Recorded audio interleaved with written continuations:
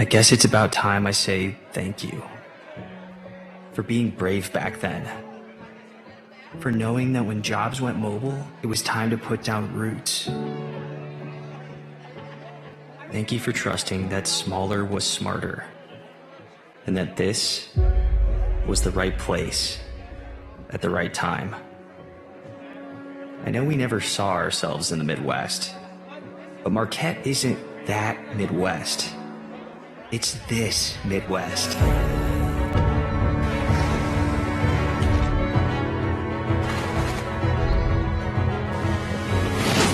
Even if you didn't know it then, I think you felt the energy here, flowing from this landscape. But places need people to catch that energy, amplify it, and send it out to the world. Because of your choice, I am now one of those people. So here it goes. Dear former me, thank you for being a seeker. Thank you for trusting your gut. Thank you for finding us a place with balance in its DNA. Thank you for making it Marquette.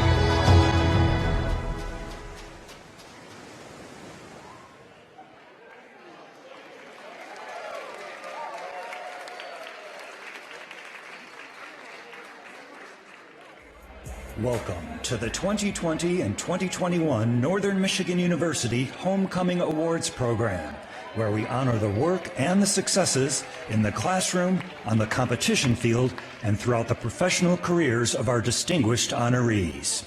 At this time, please welcome to the stage your host, longtime television and radio news journalist, and current Northern Michigan University Communications and Media faculty member, Ms. Cynthia Thompson.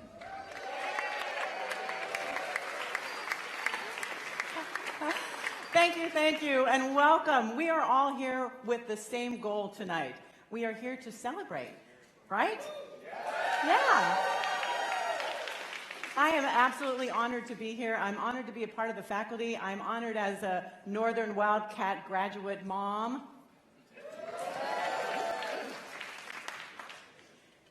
I'm also very honored to have met a wonderful man this evening. His name is Mr. Rick Pop.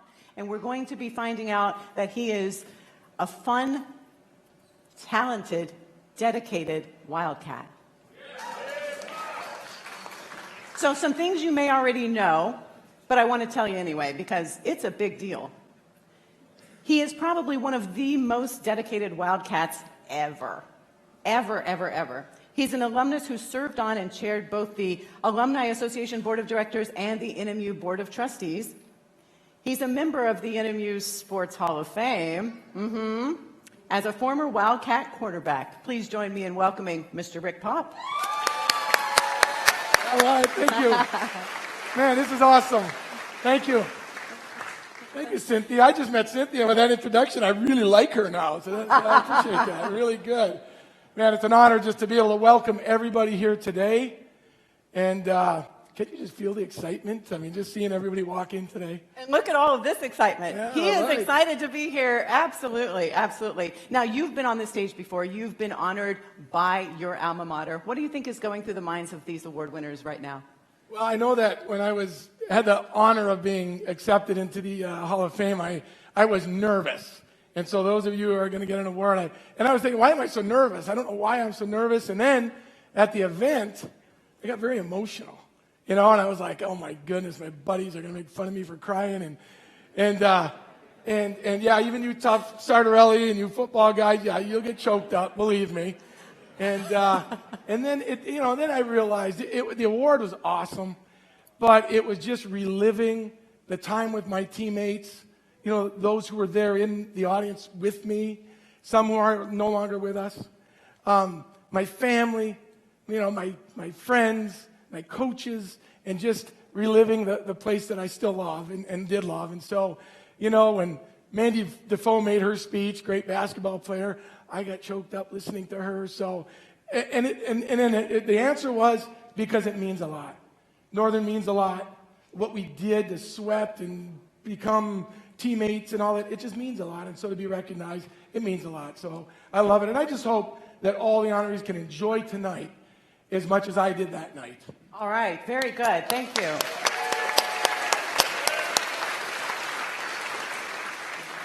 I'll bet they certainly will. And so before we bring them up, though, we want to have a quick welcome from the Alumni Relations and Athletic Departments.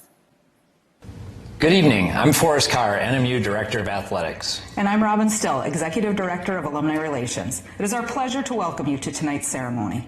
We are delighted that you could join us either in person or via live stream. Welcome home for this special homecoming event.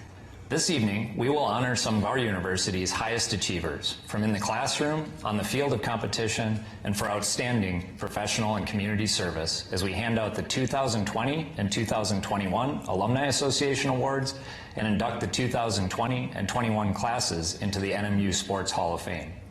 Congratulations to tonight's award recipients on being selected for these prestigious honors. Northern is extremely proud of your accomplishments and successes. As alumni, you have set the bar high for our current Northern students. We are pleased that so many members of the Northern family are here to share this special night. From everyone at NMU, congratulations to the honorees and enjoy the show.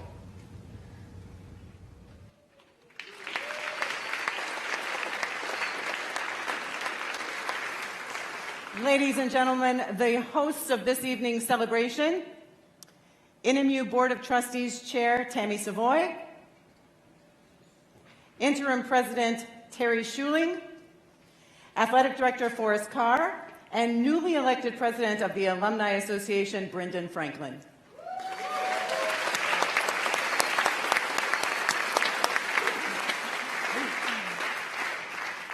As a former chair of the board, I just want to salute the Board of Trustees. I want to thank the Alumni Board. I also want to thank the foundation, the NMU Foundation Board, for all the work that you do. It's just, it's a tough role to play at times, and especially when you went through certain things that you're going through now. I just want to welcome all of you that are here today and thank you for what you've done.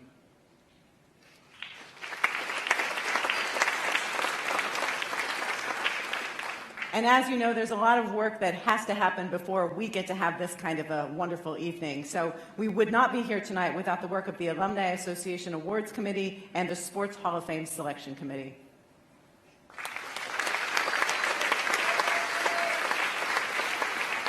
And you can read all about them and find out who they are and a lot more information in this program. If you didn't have one for the event this evening, be sure to pick one up on the way back out. Before we get and honor the new recipients of these awards, just want to recognize any of you that have received an alumni award, who have already been put into the NMU Sports Hall of Fame. We ask that you stand up and receive another round of applause, please.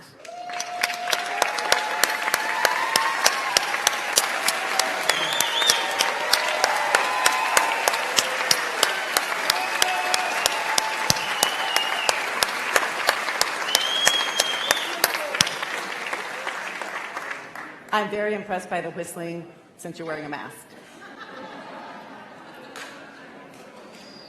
Also, I'm very impressed by the whistling.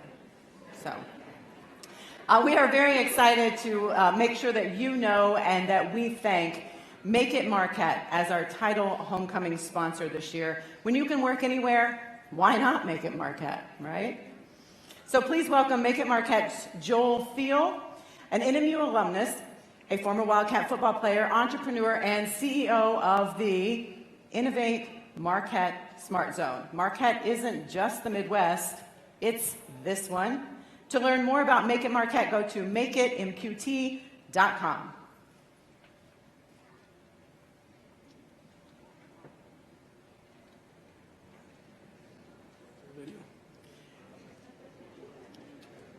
I guess we thought something else was going to happen.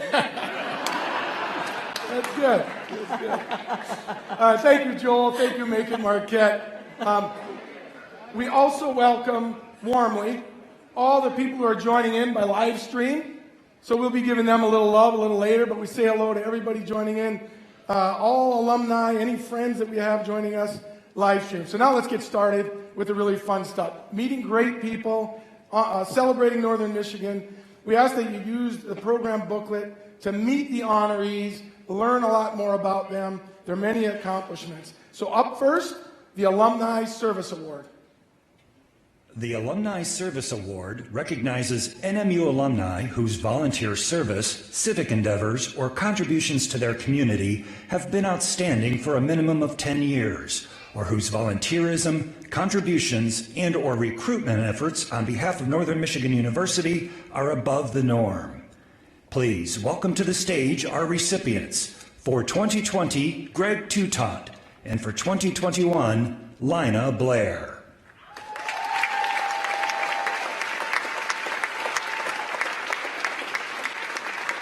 Greg Toutant is CEO of Great Lakes Recovery Centers, where he has expanded the center's scope beyond substance abuse to include a wide range of behavioral health services throughout the Upper Peninsula.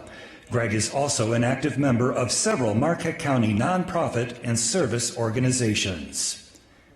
Lina Blair is the Director of Student Life and Conduct at Grand Rapids Community College, where she has implemented numerous service projects and efforts to address barriers to success, including efforts to provide student mental health and food insecurity services.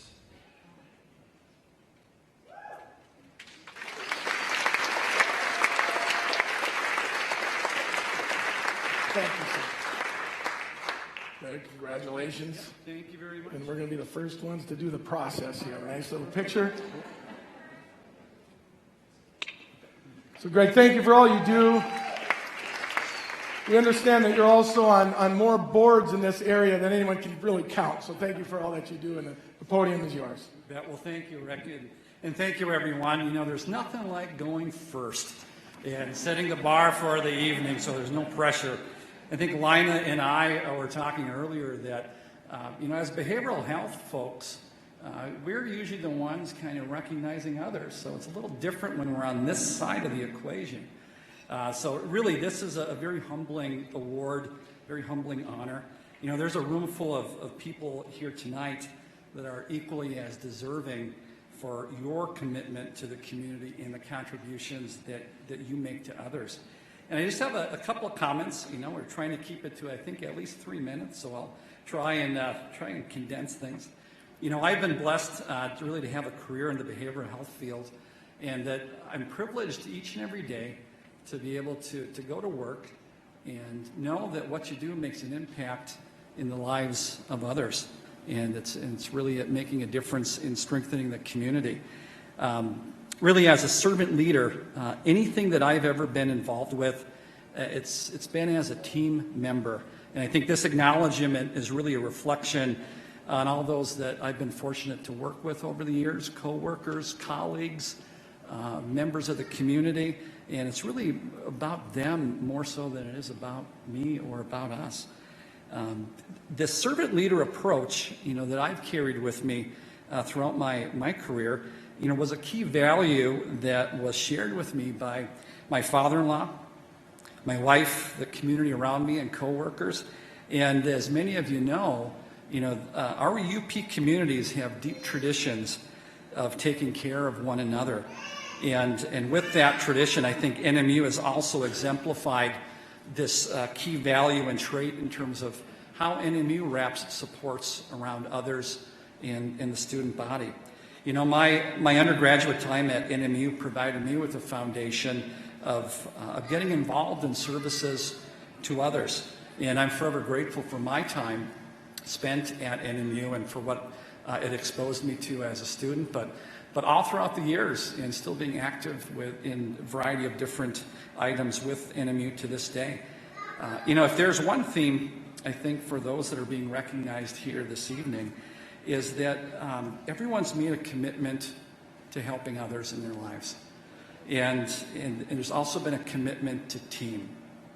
And all of this really reminds us that, we all rise when we lift others up. And so I just want to say thank you for this.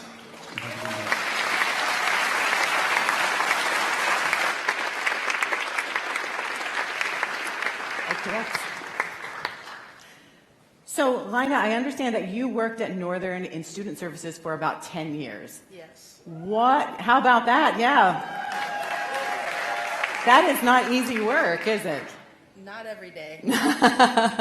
So, is there anything you learned on the job here at Northern in student services that you're able to continue on your career with and use that as a foundation? Sure, yeah. I had a lot of different positions on campus, and so I really learned about different parts of the student experience, the college student experience, and I feel like I'm able to approach my work now thinking about the student as a whole student. And so I'm thinking about what we can do to help students in every aspect of their life. Awesome. Very good. Thank you, thank you, thank you. So now, here's the big prize. Look at this.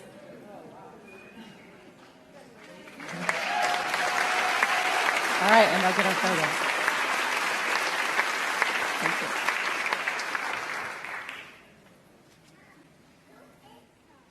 Hi, Wildcats. I can't really see you, but I know you're out there. Like Greg just said, I'm so honored and so humbled to be recognized tonight. And again, this work is all about other people. But it does feel good to be home, and it does feel good to have a little fun tonight. On the drive up, I brought a couple friends from Grand Rapids that I work with, some teammates that partner with me in my work. And we were talking about how I came to find myself here at Northern. And I'm from Southern Illinois and was a very indecisive student coming into college and took about 12 campus tours and really just never felt at home. And then on St. Patrick's Day, my mom and I drove up and didn't know the UP existed, had never been across the bridge. And we were driving into Marquette, and I shouldn't have felt this way. There was a snowstorm. It was probably negative 25 degrees, and and I felt at home. And I have never stopped feeling at home here in Marquette and here in Northern. And that sense of belonging really gave me the space and the confidence to learn some stuff and to think about what it means to do the right thing.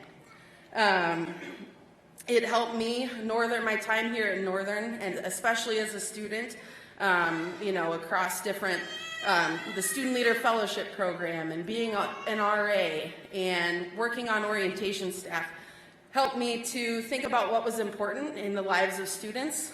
It taught me a lot about leadership and finding good teammates and believing in something and staying the course and maybe having to adjust once in a while. And so I've taken that with me down to Grand Rapids, and without those experiences, I wouldn't be able to work with a team of people that is so dedicated to address student basic needs and securities on college campuses, and to bring people in from the periphery and think about how we can involve them in the process of having power to help make decisions that have an impact on them. It wouldn't be possible for me to help students dealing with mental health issues on campus, or even creating an environment where students feel that sense of community and that sense of home, even on a commuter campus in a venue that isn't always as conducive as Northern might have been. So again, this is a super special award. I'm totally humbled by it and just super grateful for tonight and all my time here at Northern. So thank you so much.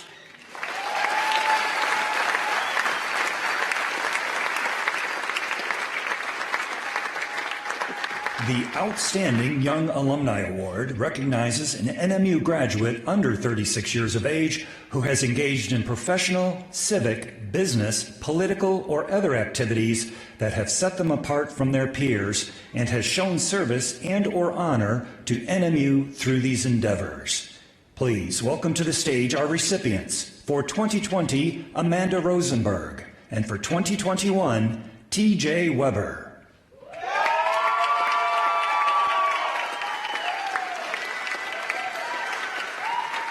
Amanda Rosenberg is Team Lead and Research Manager for Google Classroom on the Google Education Team. The work of her and her team impacts more than 200 million students and educators around the world every day.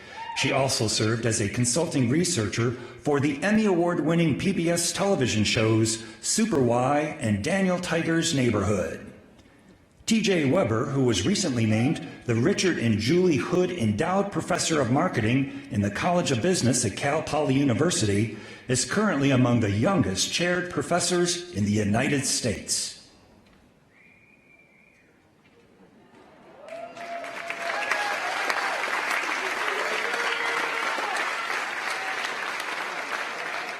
So Amanda, I understand in addition to what was said there that you've done research and worked on product lines for brands such as Crayola, Hasbro, Nickelodeon, Kaboom.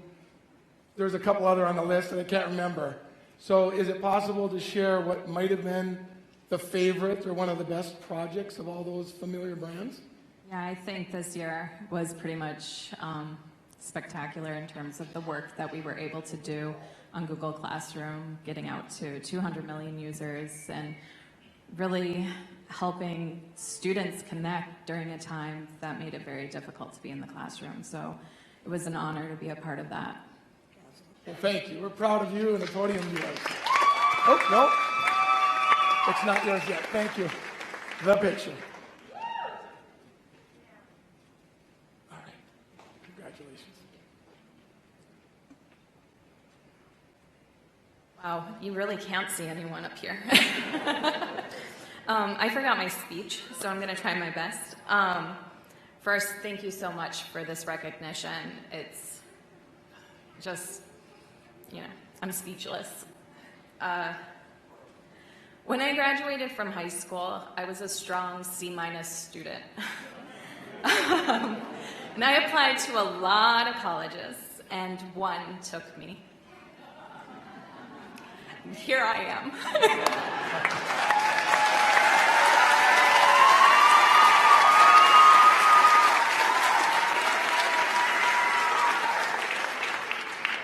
It was here that I had the opportunity to really find my passion. After trying political science and thinking I was going to become a lawyer, it was very clear that was not my path. Thankfully, because I would have been a pretty mediocre lawyer, I think. But through taking a bunch of electives, I discovered psychology, and it just sparked something inside me. And in my developmental psychology class that I took because it was available and there was nothing else that I could register for because the schedule was full, I found my love in the work that I do. And thankfully, that professor saw that in me and took me under her wing and gave me the opportunity to work with her. And from there, you were right, this is really emotional. And from there, I had the amazing experience of the psychology department, and Lina is also from my cohort, so that says a lot about what they provided us. That when I left, I was ready for the real world. And I am here today because of that. So, thank you.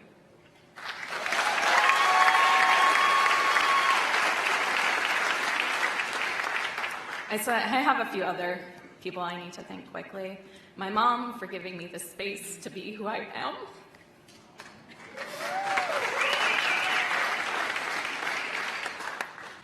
My best friend, Kristen, who is... I'm sorry, I hear her crying, so it's making me cry. My best friend Kristen, who is the most amazing cheerleader, that's why you hear her.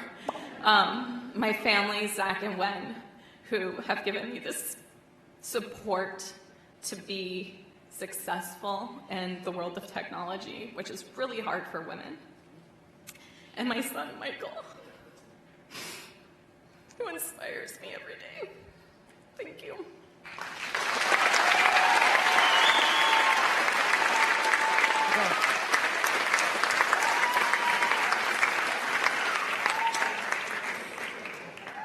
I asked TJ if he was going to cry. I'm hopeful I'm not going to. We'll see how it goes. It's so hard for me not to do this here. This is for you. I'm going to give you this. You're in charge. All right? Seems like a lot of responsibility for me. Well, it's too much for me, apparently. So TJ, you may know, but you guys may not know, that it was one of his Northern professors, Dr. Gary Brunswick, who nominated him for this.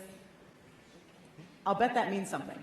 It does, and I had lunch with Dr. Brunswick yesterday, and I actually learned that he won this award when he was a bit younger, and his advisor from NMU nominated him as well because he's an NMU alumni. So it means a lot to me to keep that going and to have that kind of relationship with this university and to always have that kind of support from this place.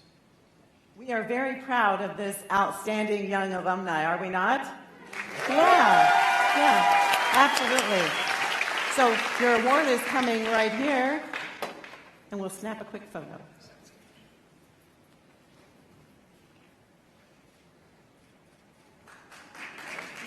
Good, let's take this. Let's take this out of the way. Okay, there we go. I'll give it back though. All right. Congratulations.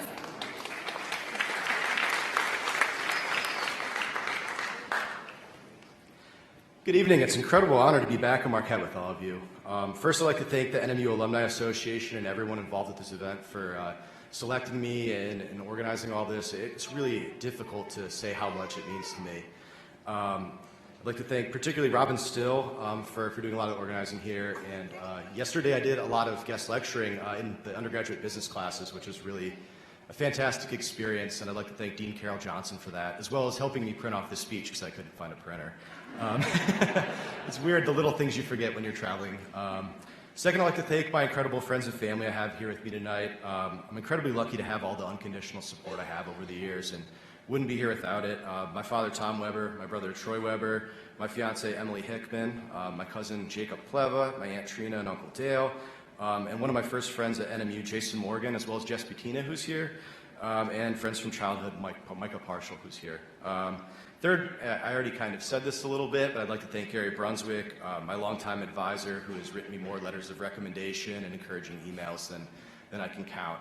Truly a wildcat and someone who has made this university much, much better over time, and someone who's contributed a lot as an alumni. Over the last decade of living on the West Coast, I'm frequently asked about the many artifacts in my office and the things that I wear to campus at Cal Poly. Confusion from students noticing that in the portrait of pictured rocks on my wall that you can't see the Canadian shore across the lakes. It's actually that big. Disbelief from the Cornell-educated economics department chair about who beat them at hockey last weekend. And shock from my New Jersey-born golf partner about how many coaches, executives, CEOs, and different people that are leaders in our community have come from this tiny school in the Upper Peninsula of Michigan. Over time, these conversations have really forced me to reflect on why NMU produces so much leadership. You can see it in the people who were up here honored before me, who have done incredible things for their communities and this community as well. And I'm confident stating that there's no college in the U.S. comparable in size or location to NMU that has produced the kind of people that we have here. It's truly incredible, and it's something worth reflecting on. And I've always wondered why. Why do we produce so many great people, especially leaders at this school? And my best answer is that NMU forces you to be resilient in a way that other places simply don't.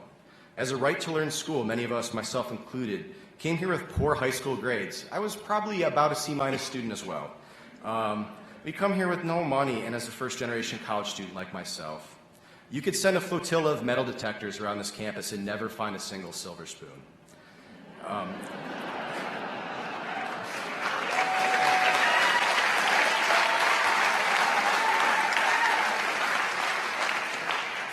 We are people that wake up early to dig out our cars, heat them up, and pray to God that classes don't get canceled before we finally arrive.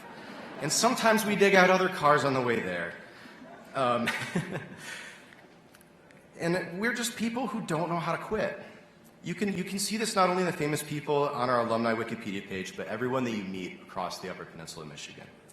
This resilience has also made us mission-driven. Unlike the big schools downstate who use bottomless endowments to send their students to jobs in corporate finance and cushy office jobs, we operate on budget scraps and send most of ours to hospitals as nurses, to schools as teachers, and to first responders to the most difficult and important situations our communities face. The fact that we inspire so many people to dedicate our lives the fact that we inspire so many people to dedicate their lives to these careers and in these ways is the greatest compliment a college could ever have. It's more important than winning a Rose Bowl or March Madness, at least to me. The result is a community full of folks who are as tough as nails and care about each other, something I've not experienced anywhere else I've lived as I've made my way across the United States, in graduate school and those kind of things. Because of this, I can't think of anywhere else I'd be more honored to put on my resume, and I'll be forever grateful to, in some way, even from afar, be a part of the same community as the school on my resume, as well as the school that each and every one of you are a part of. Thank you very much.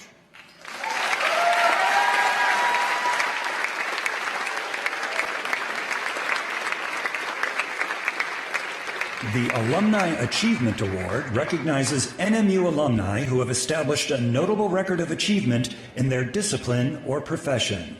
Please welcome to the stage our recipients. For 2020, Anita Matson, and for 2021, Susan Meyer.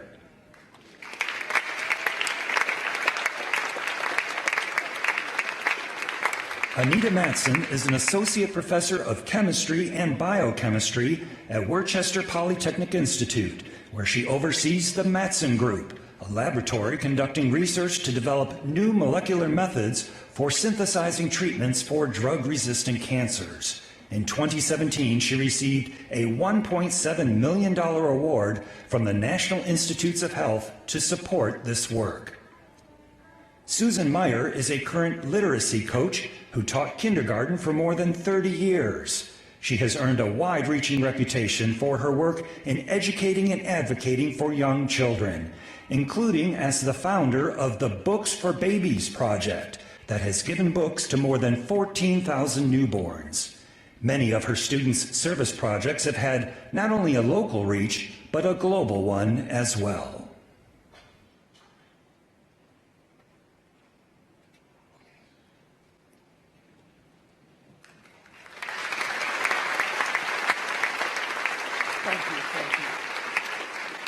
So Anita, organic synthetic chemistry. Notice I didn't even bring the microphone because I can't even ask a question. I'd blow my cover right away.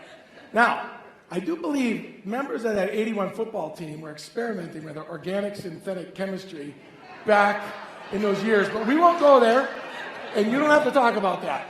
So we're going to take a picture and give you the podium. Congratulations.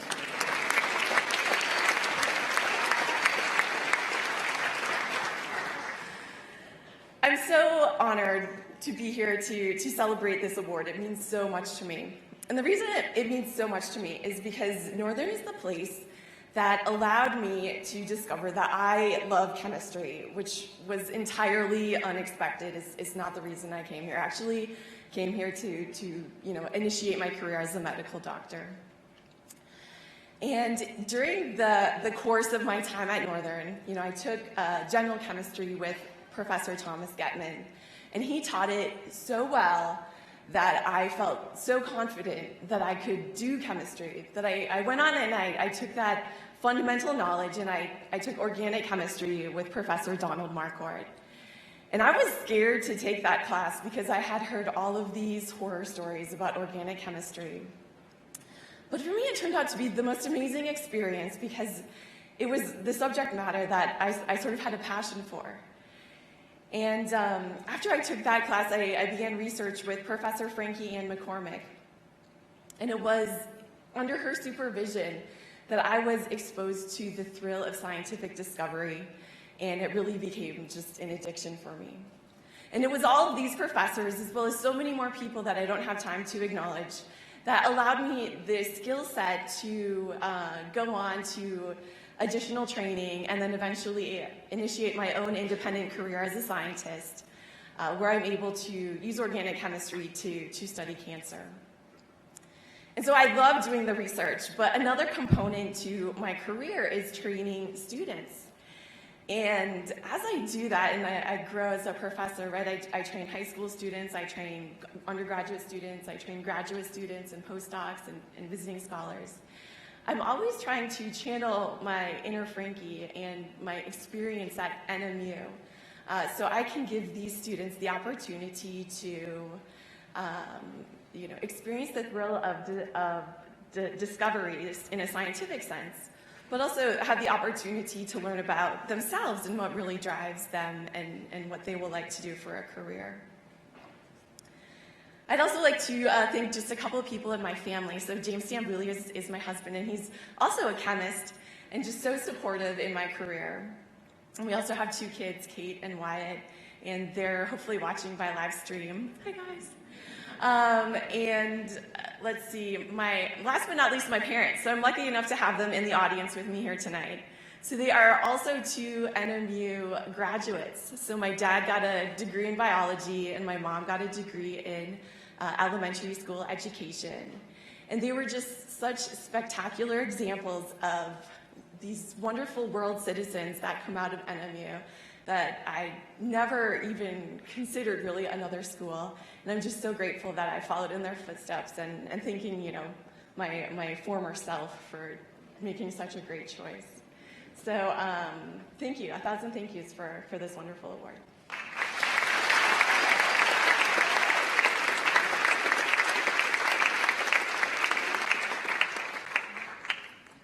Congratulations, Susan. 30 years as a kindergarten teacher. I'll bet you have some great stories. I bet you always kept some tissues around like we need them tonight. This is very emotional and exciting. And I think this is a really good moment to just appreciate what we've heard this evening about what is involved in, this is for you, I'm doing it again. I'll give you the microphone. I thought we weren't going to do this. She's going to just hold the microphone because I am not supposed to hold the mic. No, we'll take it back. Listen, this is a lady who has dedicated so much effort, as many, many other teachers have, especially during the pandemic. Can we have a round of applause?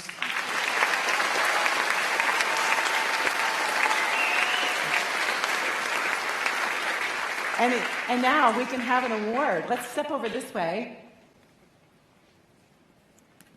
Ta-da! And now it's our photo op. Congratulations. Thank you. It's times like this that I wish I took more public speaking courses here at Northern, so forgive me if I read this. I'll be forever thankful to the Alumni Association for this award. It means so much to me. Thank you for recognizing a teacher this year. I've had the opportunity to network with teachers all over the world, and they're teaching their hearts out, making the world a better place. I'd like to share this award with all teachers, especially my longtime friend and colleague, Christy Freestone, who nominated me for this award, and also the college students who are pursuing a degree in education. To the other Alumni Award recipients and Hall of Fame inductees, it's an honor to be included with you tonight. Your stories are amazing and such an inspiration. You might have heard of the book by Robert Fulghum, All I Really Need to Know I Learned in Kindergarten. Well, everything I needed to know about teaching kindergarten, I learned at Northern.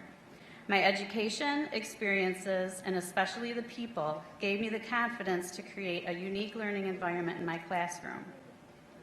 With high expectations for academics and character, I educated not only my students' minds, but their hearts.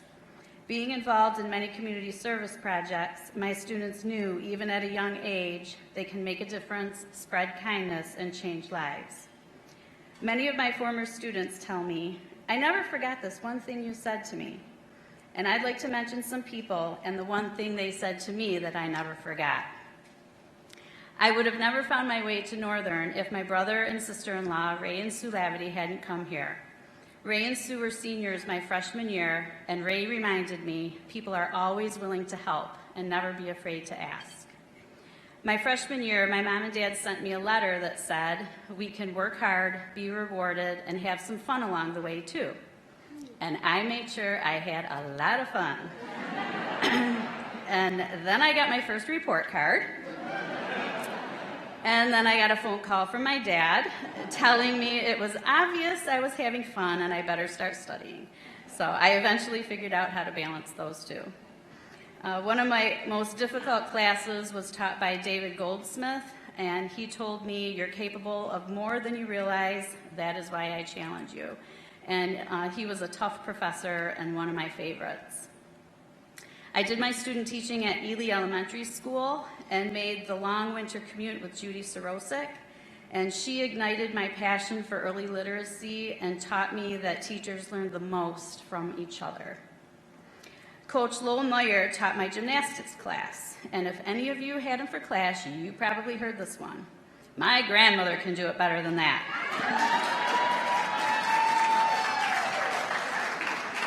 Back then, I never guessed he would become my father-in-law.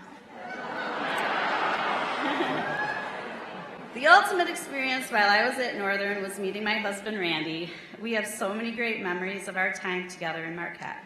We've been married 32 years and have 3 amazing sons, Matthew, Michael, and Mac. Just a minute. It's hard to believe it's been 34 years since I graduated from Northern. I'll always love the colors green and gold. I'll always be honored to be a part of an amazing group of alumni. I'm sorry. And I'll always be proud to be a Wildcat. Thanks.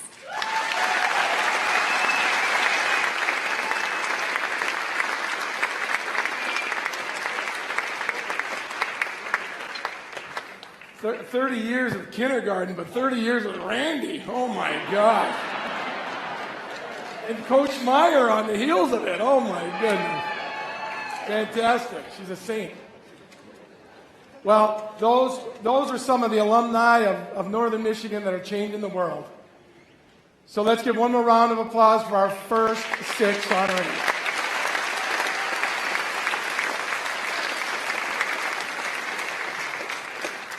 Now for the biggest award for alumni is the Distinguished Alumni Award. And tonight we honor a trio of highly successful Wildcats. The Distinguished Alumni Award recognizes NMU alumni who have documented exceptional achievement in their profession and have made transformative contributions to society, their discipline, or profession. This award is the highest honor the NMU Alumni Association bestows, and today we have the distinct privilege to honor not one, but 3 impressive individuals in this category. Please congratulate our recipients. For 2020, Per Utnegard and Steve Mariucci, and for 2021, Mary Jo Mulligan-Kehoe.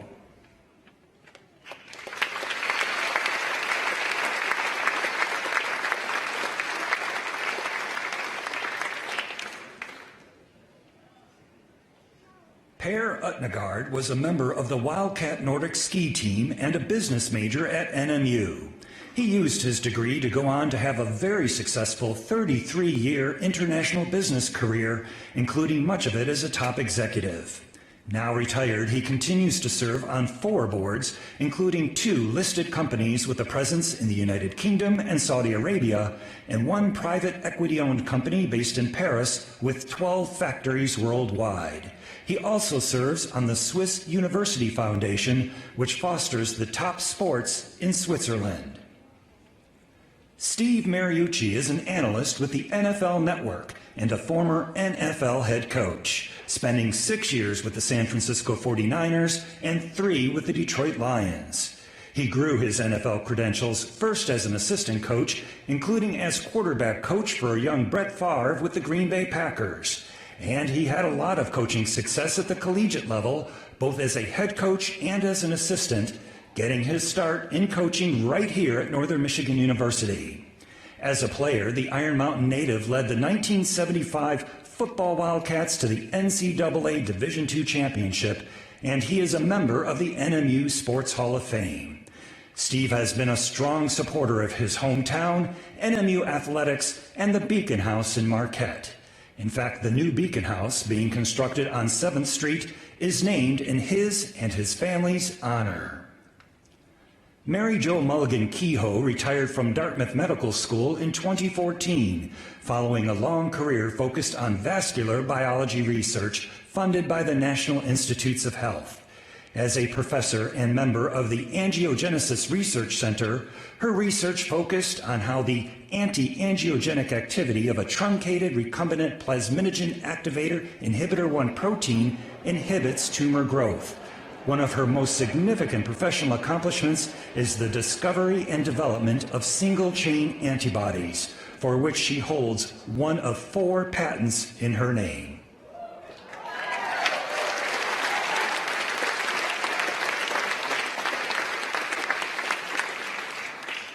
Starting with Per, we congratulate Per.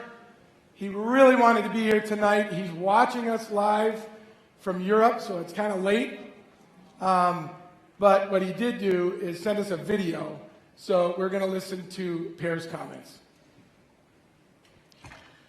Ladies and gentlemen, it's a real pleasure for me being here virtually with you all today. And I'm very sorry I'm not able to attend in person due to all the COVID restrictions that we all know. I was planning to bring my entire family and several of my friends here this weekend, but this is life. The good news is that the US will open up for all Europeans on November 1st later on this year. First of all, I'd like to thank the award committee for awarding me the Distinguished Alumni Award, and it's a great honor to receive such an award when we look back and we see what kind of individual that have received it in the past. So I have to say, I'm very touched, honored, and very proud to be here to receive such a special recognition. I would like to use this opportunity to thank some very special people for guiding me through NMU. First of all, I'd like to thank Tom Peters Jr., who unfortunately passed away 2 years ago, for helping me with all kinds of admin work here at NMU, and all the support he gave me in every single aspect. Many thanks to Hal Dorf, my marketing professor. He was always available, always enthusiastic, supportive, and giving great guidance. Many thanks to Dr. Irv Sanglein, my strategy professor. Based upon his work experience in several different companies, he had the ability to bring theory and real life together. And thanks to Irv for being such a great coach. I also like to thank Dr.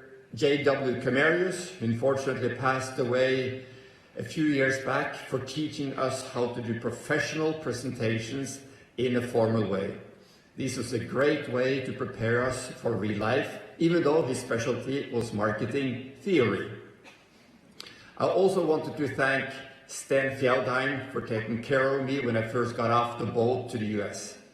I could hardly speak English and I didn't know anyone here, but Sten and his wife Pam were always there. And of course, I have to thank Jim Grahak, my old roommate, for bribing the award committee. And also my roommate Pentti Joronen, who was inducted 2 years into the Hall of Fame. And they were both 1 to 2 years ahead of me, but they always gave me a hand and were helping me out in all kinds of different situations. And we had a great time together. And as roommates, you have a lot of good stories to tell, but I didn't think it was appropriate to tell any of the stories here today.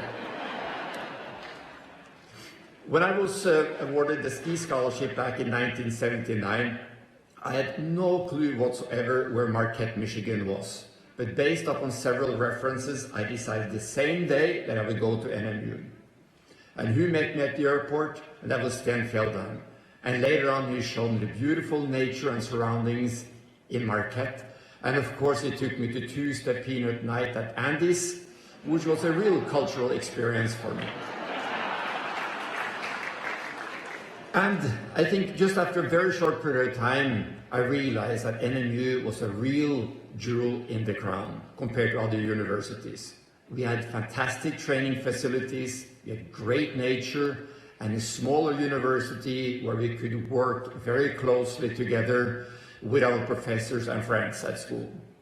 And when I look back, I can say that I enjoyed every single minute of going to NMU, and I'm very proud of being a graduate from NMU. I have been lucky in life.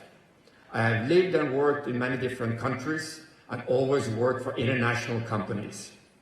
I worked in Norway, Sweden, France, Spain, Portugal, Italy, Amsterdam in Holland, London in the UK, Frankfurt in Germany, Sydney in Australia, and also, of course, in Zurich in Switzerland.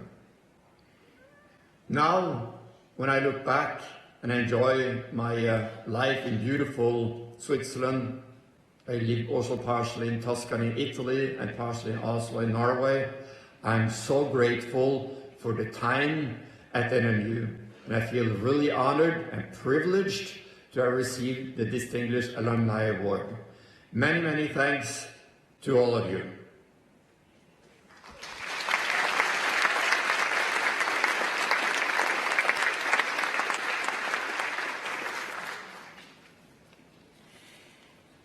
I'm going to give you the microphone. This time I'm going to do it the right way, but let's step over into center stage. That's, well, we get so used to wearing them. Right. Can't wait to get rid of it permanently. Well, I think maybe you're working on that. There's a lot of other things this lady is working on in her retirement. So I want to get this right. I want to make sure that I say this. She's working right now with the Department of Defense Congressionally Directed Medical Research Program. In addition to all of those other things that we heard that I could not pronounce even with phonetic spelling probably. But wait, there's more. She's also developing, or has developed, animated coursework for middle and high school students, not just cuz, but this technology is designed to promote careers in the biomedical sciences. So she's going to keep this information and research going. Of course, we have to pass it on to the next generation, right? How do you find the energy? Well, the congressionally, I kind of call it CDMRP. That's, oh, please, if I had known I could say that. The reason I'm doing this, well, it's a couple of reasons, but it keeps me abreast of current science, and that's very important. But also, it's the objective of the CDMRP program. So what they do is fund the best science that will work towards a better treatment for people who have a disease or another condition and that affect particularly those who are in the armed forces and their families. And I think that there can be a better objective than that. And by the way, Anita, wherever you are, you need to submit an application so you can get more funding. There you go. There you go. Congratulations. We appreciate all the work that you're doing on behalf of all of us, and certainly for the armed services members. Thank you. Yes, very good. So we're going to bring an award right on out here. Ta-da!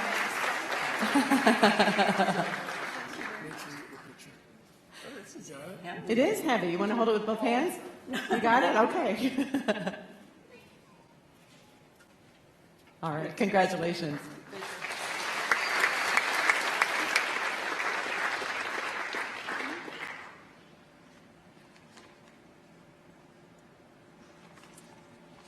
So it's truly an honor to be the recipient of the 2021 Northern Michigan University Distinguished Alumni Report.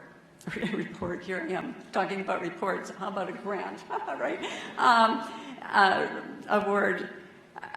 It's always a pleasure to be back in my hometown. I am grateful for the years that I lived in Marquette.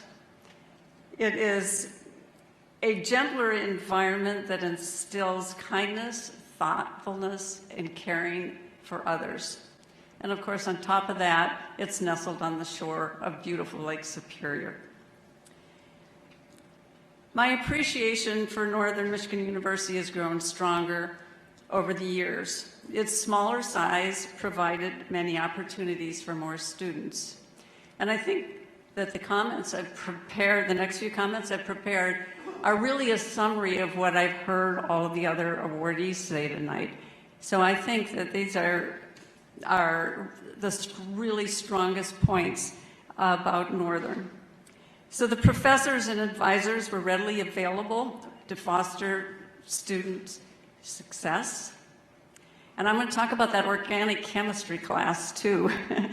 It was a tough, and when I say tough, I really mean tough, 2-semester course. My professor's office door was always open for any amount of questions.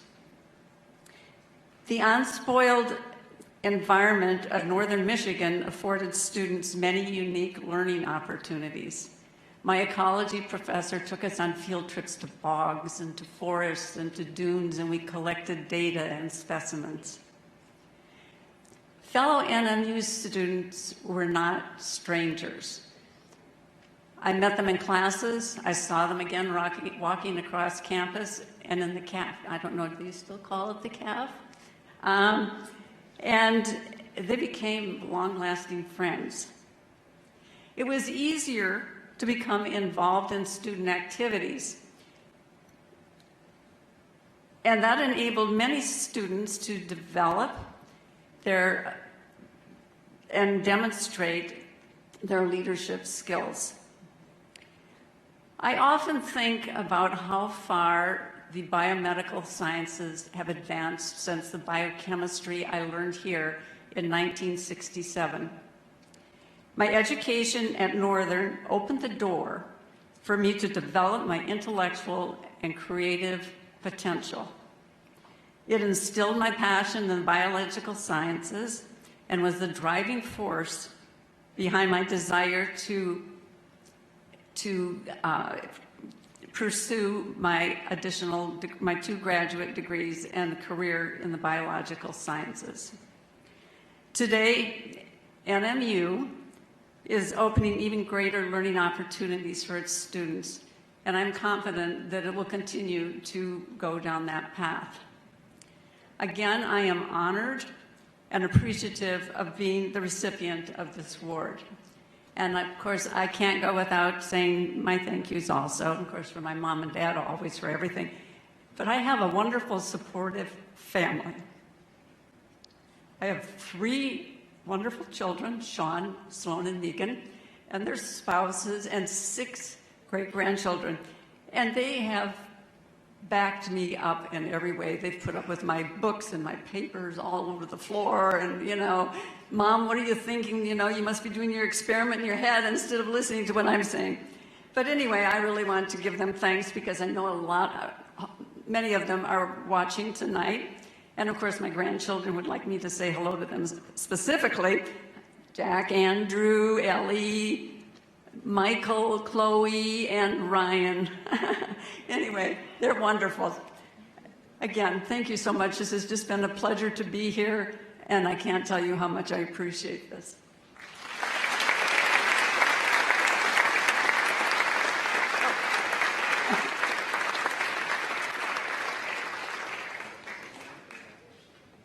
Steve Mariucci is a guy that needs little introduction in the Upper Peninsula, and it's an honor for me to be able to introduce him to the crowd tonight to receive this award.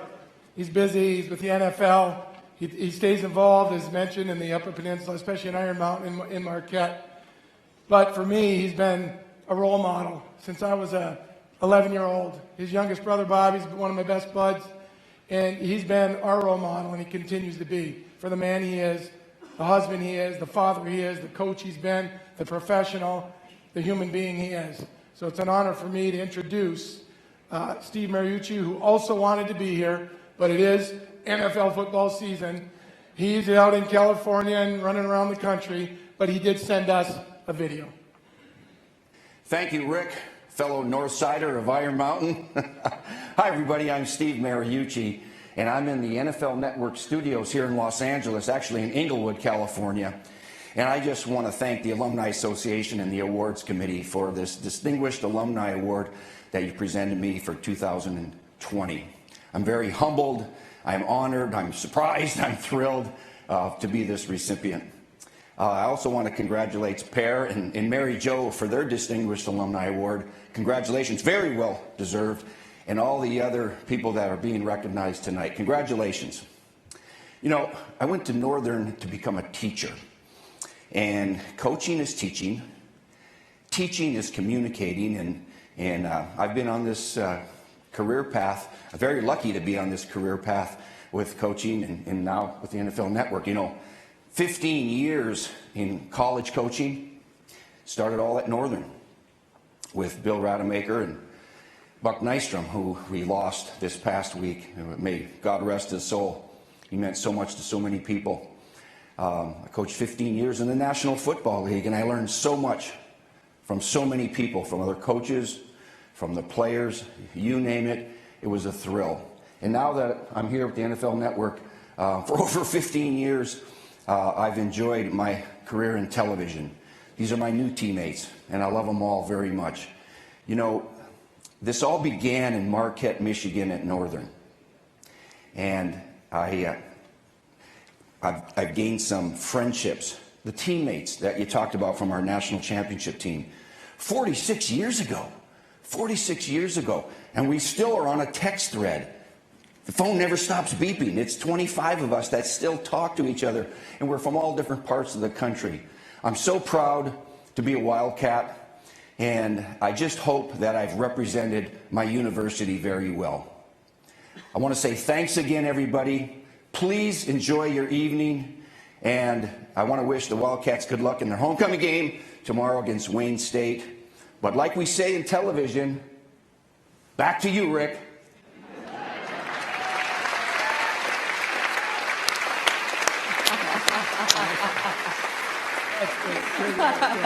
It's hard to follow. It's very hard to follow Steve Mariucci, but he exemplifies the student, the alumni, the star athlete, and he is planting that seed and continuing on as, well, his job, really. That has become his job as a bit of a spokesperson. And before we switch the gears here tonight to talk about other star athletes, I want to remind you that you can find out a lot more about former and past, I should say, past Alumni Association and Alumni Award recipients. You can find out about them, and you can also find out how to nominate others at nmu.edu/alumni.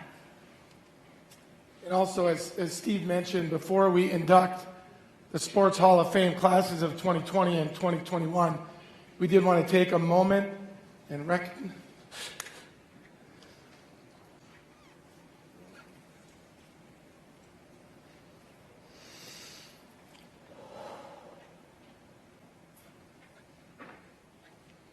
There was our moment. I just want to recognize Coach Buck and the thousands of young student athletes that he's touched, the coaches he's touched, the communities he's touched for a 40-year coaching career. And he coached up until the last minute. I feel blessed to have been one of his players. Our prayers, our support, our thoughts, our best wishes go especially to our current NMU football coach, Kyle Nystrom, Buck's son, and the entire Nystrom family. And so maybe a little bit more about Buck later, but I just ask you all join me for maybe a second moment in honor of Coach Buck.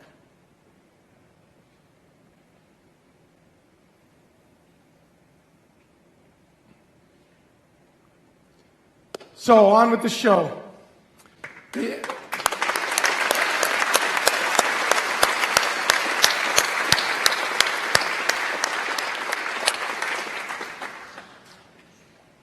NMU Sports Hall of Fame started in 1976.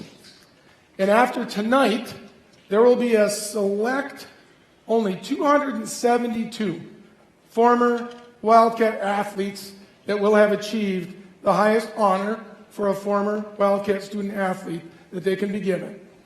And so let's begin tonight's Hall of Fame inductions with the first two members of the class of 2020.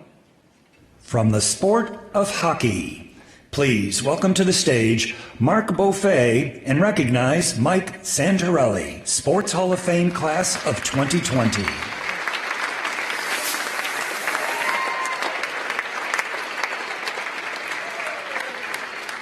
Mark Beaufet was a member of Northern's 1991 NCAA championship team and 1989, 91, and 92 Western Collegiate Hockey Association tournament champion teams. Mark had 157 career points with 62 goals and 95 assists, and he was in the top 10 in multiple NMU scoring categories.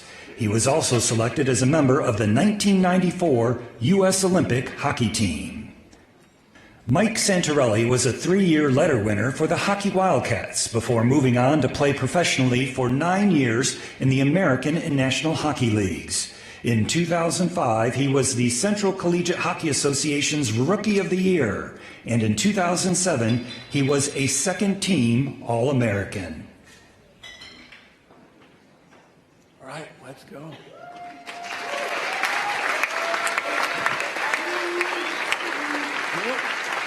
Again, congratulations. All right, as I give Mark the podium, you might be interested in knowing that he had quite the career in Europe after leaving NMU, and teams you were on, you won at least 4 titles over there. I don't know if there's more than that, but very impressive, very impressive. But where did it all begin? Right here. Right here. Here's Mark. Thank you very much. Yeah, it's truly an honor to be standing here in front of you, and it's tough to go against, tough to go after the people that just got up here and talked. I mean, I just played hockey, and feel like for me, just very lucky to do that. But I'd like to thank Northern Michigan University and the Alumni Association for putting on a great evening tonight. Truly, coming up here to play hockey 30 years ago, I never thought I'd be standing in front of you today. So I'm truly honored for that. I'd like to congratulate all the other inductees. It's an honor to be standing on this stage with some of the accomplishments that they've had over their careers, and just glad to get to meet some of them and spend the weekend with them. I'd like to thank all my family and friends that are here tonight. I've truly been supported, not just at Northern Michigan, but my whole career, with great family support, friends support, and I wouldn't be standing here today without them. Some of them traveled a long way to be here tonight, and I truly thank them for doing that. For me, I'm all about family. I wouldn't be standing here without my mom and dad, just giving me the opportunity to play hockey growing up in Detroit area. We probably didn't have a lot of money growing up, but somehow I never missed a tournament, game, practice, and I truly want to thank my mom and dad for that. My brother Brian's here tonight. I want to thank him for all his support. We played minor hockey together, played junior hockey together. We were always there for each other, pushing and battling. And I truly believe the competition we had with each other is why I was a competitive person. So thank you, Brian. My sister Dana, who's not here tonight, just want to thank her for, all the time she got dragged around to rinks, tournaments. God, if you're a hockey family, you know what I'm talking about. That was our vacation. The money was spent to go to tournaments, and unfortunately for Dana, it was going to, Windsor, Ontario, or somewhere like that, and not Florida. So I thank her for that. The city of Marquette in Northern Michigan means so much more to me than just a place I went to school. I met my beautiful wife, Stacy, who's here tonight. My junior year, she's always been my biggest supporter, always by my side through my times here and then playing professionally and to this day. We had 3 beautiful children, Colin, Haley, and Cole. God, was fortunate enough to give us 3 beautiful kids. And then with that, I became part of Stacy's family, her mom, dad, Mike, and Jan, and then her 2 brothers, Ryan and Jason. I've got a whole nother family now, and truly am blessed for that with all their support throughout my career. My coaches, standing here today, I wouldn't be without them. I truly believe I came to Northern Michigan a boy, left here more of a man, and my coaches taught me that. Maury Gear, Walt Kyle, Rick Comley, Maury and Walt are here tonight. It's truly, great that I get to thank you in person. I can't say enough for what these guys did. It was, a little bit hard when I first came to Northern. I didn't play a lot as a freshman. I was always given encouragement to keep working hard. Your time will come. And, I listened to them and did what I had to do, and they were right. And I truly thank them for that. Walt, I think when I was 16 years old, I came up here and worked at hockey schools a couple summers. Got to know Walt, got to know the area, and Rick a little bit, Maury. And it's truly where I wanted to be. Couldn't have been a better fit for me coming to Northern Michigan and going to school and playing hockey here. Walt coached me in professionally as well. I know he did a lot of things behind the scenes for me in my career, and I truly thank you, Walt, for that. Lastly, and my teammates. I can't name names because I'd forget somebody and feel horrible. But coming in as a freshman, again, you don't play a lot, but I always felt part of the team. I always thought I had something to give. I was always encouraged to work by every guy that I played with. I truly learned something from each and every one of them. Still have really good friends with those guys today. People ask me, how'd you win a national championship playing at Northern Michigan, some little small school who probably didn't get all the best players, right? I mean, truly a lot of guys don't pick Northern as their number one team, maybe because they don't know the coaches, they didn't know the area or the school. But for me, I truly believe it was about just, we were a team, we cared more about each other, we wanted to do great for the university, the town. We cared more about that than our personal goals, assists, points, and that's why we won, because we just cared more about each other. So hopefully everyone has a great weekend. It's truly, like I said, an honor to be standing here in front of you today. Never thought this would happen. Truly honored to be a Wildcat, and I hope everyone enjoys the rest of their weekend. Thank you.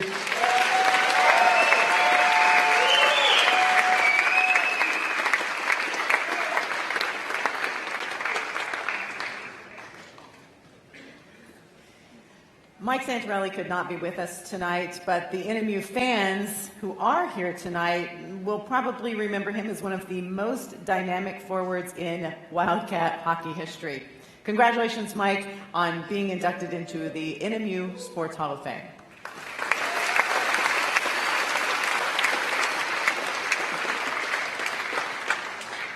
From the sport of basketball, please welcome to the stage Sports Hall of Fame 2020 inductees Matt Wonders and Marissa Delangelo LePage.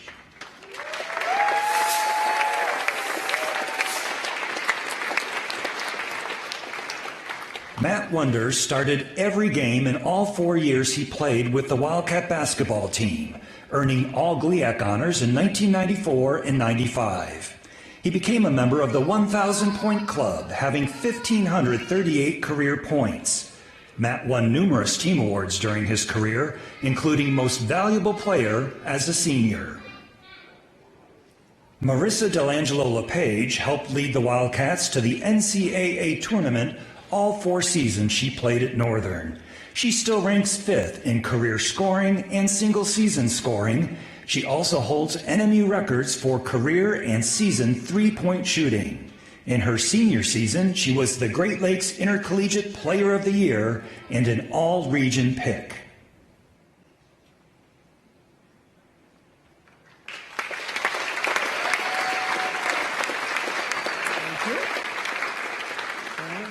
Congratulations. Thank you.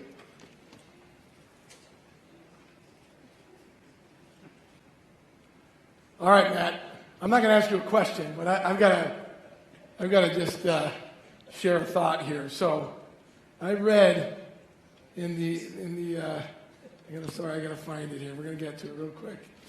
I read in the nomination for you. Okay, I'm going to get to it here now, or I'm going to have to remember it.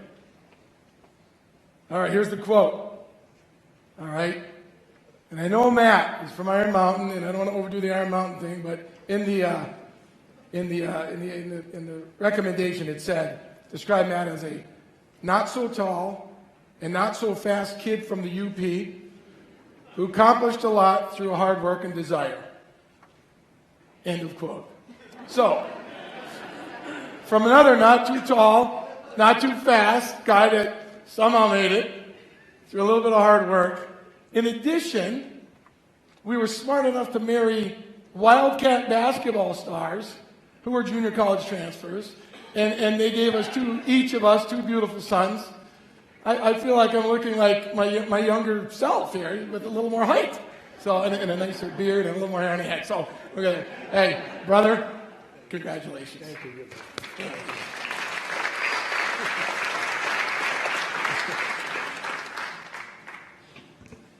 Really good to be back tonight. Every time I come here, it feels like coming home. And you know, there's people can say whatever they want, but other places, but there is absolutely nothing like being a Wildcat. Rick he's totally right about our wives. I'll get to that later. It's a great honor for me to be back tonight at NMU with other inductees and all of you tonight. Coming from Iron Mountain and having names like Izzo, Mariucci, which you saw tonight, and Pop to look up to as a young man, and now be joining them in the Hall of Fame is truly a humbling experience for me. I'd first like to thank the Hall of Fame committee for this induction. It truly means a lot to me to be inducted tonight with such great NMU coaches and teams and players. I'd also like to thank my parents, Pete and April, all their support, sacrifices they made throughout the years. Like most other athletes, they never missed a game, 4 years coming up in these beautiful winters from Iron Mountain. I want to thank my good friend Ray Drake, who's a coach when I was growing up, who spent a ton of time with me, extra time, making me better. Even though I was that 6'4", kind of average athlete kind of guy, I just loved the game. He even took time to work with my own kids, showing them what intensity really looks like. And lastly, I'd like to thank my coaches, Dean Ellis and Troy Mattson, giving me a chance 30 years ago to walk on this team. It was really a life changer for me in so many aspects of my life. The 5 years I spent here was so special, and I tell my own kids, there wasn't a one day that I didn't absolutely love being here. When I think back, like most of the other athletes in this room, to the bus trips, we had amazing trips to Alaska, California, Hawaii team trips, tailgating before football games, the weekend gatherings that some of you were talking about that didn't help my grade point very much. Hanging out in the locker room with the guys, you know, it's just one of those things, when you leave here, you never experience that again. It's great.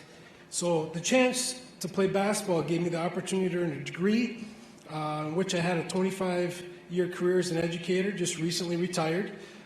Chance to compete at the sport I absolutely love, in a place I usually cry every time I come up to Hedgecock Fieldhouse. No, that is not the gym anymore. It kills me. It was such a great place to play in. But the best part, I always tell everybody, was the people that I got to meet when I was here. From the guys that were seniors and juniors, like Don Goheski, Doug Ingalls, Mike Nelson, that really took us in as freshmen and treated us like equals, made us feel like we were home and a part of the team the first day we got here.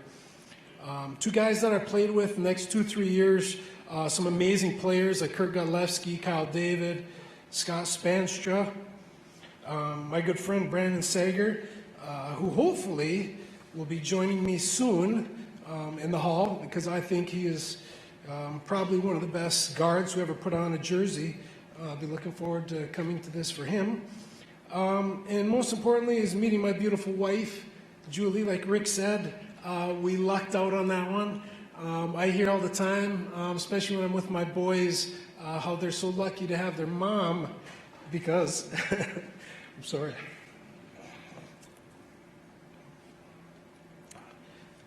Because she's so good to them. I just want to say hello to my sons, Carson and Foster. And again, I really appreciate this, and it means a lot to me. Thank you.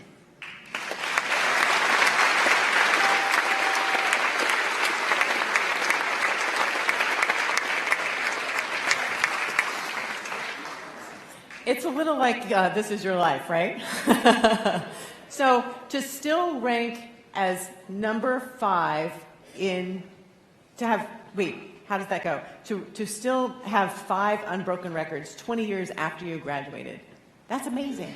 That's amazing. That's why you're standing here tonight. You deserve to be on this stage, and you've accomplished a lot. Look at that. No one can catch you. This is awesome. This is awesome. And we're gonna get the award out here. Ta-da! Another round of applause. Awesome. And this lady's going to take our photo. Congratulations.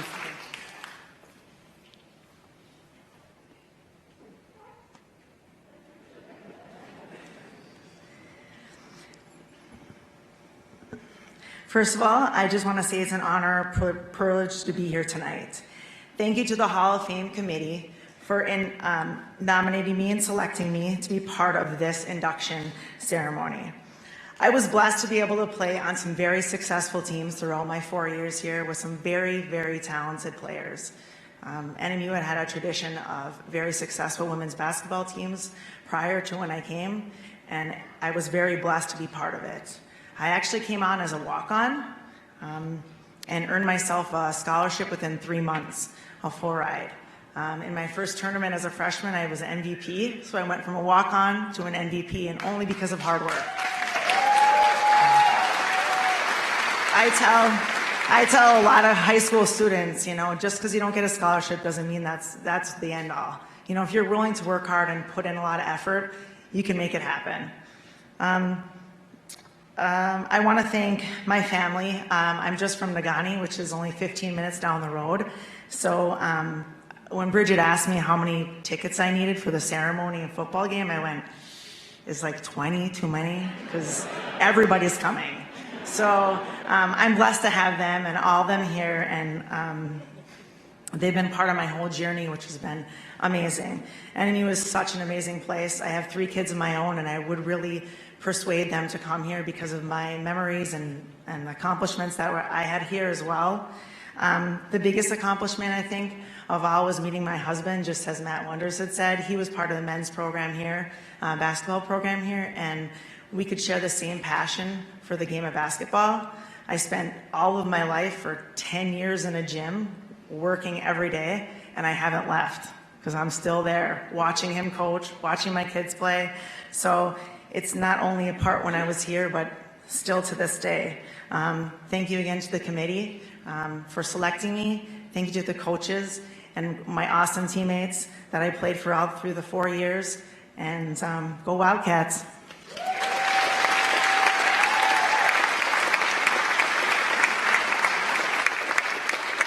From the sport of volleyball, please welcome to the stage Sports Hall of Fame 2020 inductee, Dawn Donaldson-Reese.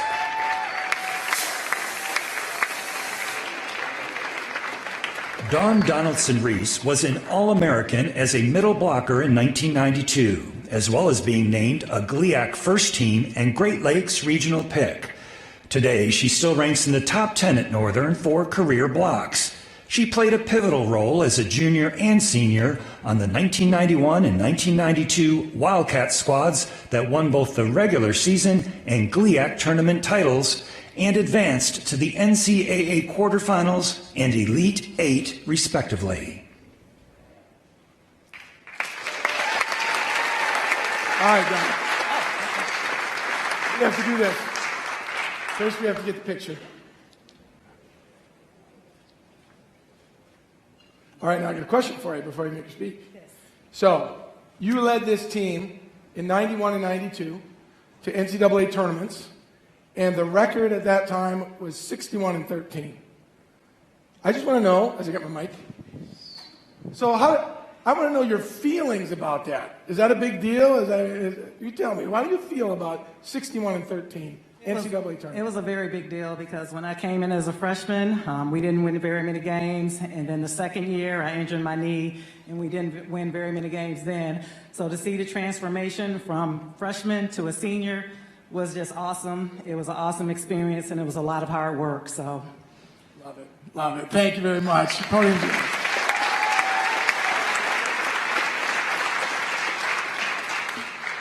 So I would like to thank the Hall of Fame committee for nominating me If anyone knows me, you know that I don't like attention, and I always reflect back to my teammates because there's no I in team.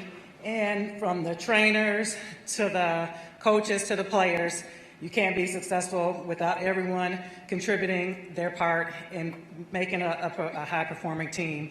So my teammates are awesome, and I'll tell a little story. When I got off the plane Wednesday night, one of my teammates lives in Whitehaven, Michigan, and she said, I want you to come over. I want you to come over. I'm so excited to see you.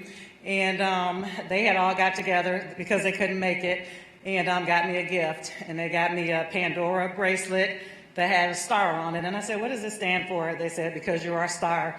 And then they got me a necklace that said Hall of Fame and, of course, NMU number 15. So that is what encompasses a team, having players, teammates that love you, that work hard together. When I hurt my knee my sophomore year, it was very, very devastating. I had a bad first after, well, I actually didn't hurt it playing volleyball. I actually hurt it playing football. In the turf room where the volleyball team plays now. We were playing football with the recruit, and we come off of a very good spring season. Really felt like I was at the top of my game, and tore my ACL, and my grades started spiraling. I was depressed. It was cold. I mean, there was just a lot of things going on. And then my coach left, and we got a new coach, and didn't know what would happen at that point. Had the redshirt a year. Started seeing the coach came in, brought if anyone knows Andrea, she's 6'3" from the Netherlands. She's opposite of me. I'm 5'10" and a half. She's a middle, bringing in all these tall players, and I'm like, oh my gosh. I really, really, really got to work hard to get back on this court. And when I came back, I wasn't 100%, but I was determined to not let them beat me out, that's for sure. So when I did come back my third year, I didn't start at first, but I sat and waited, and I said, my turn will come, and it did come. And as I tell my kids and when I coach my players, when you get that opportunity to get on the court, you don't come off, and I did not come off again, so. But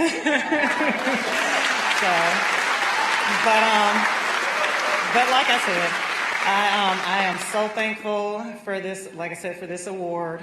Never in a million years would I thought that I would have gotten this. I set a goal when I came here. My goal was to be the first in my family to graduate, and I came from Lansing, Michigan, and to be the best player I could.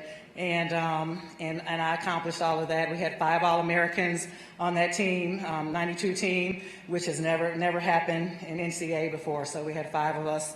And like I said, we got Jim. He came in.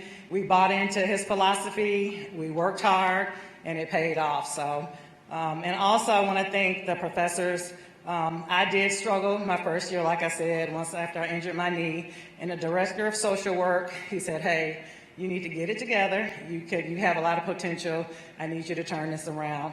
And I did that, and I graduated. He gave me a recommendation to grad school at the University of Tennessee, and I graduated from there with a master's in social work and continued on from there. So I appreciate the academic support that the university gave me, the athletic support, and I love Marquette. Thank you so much.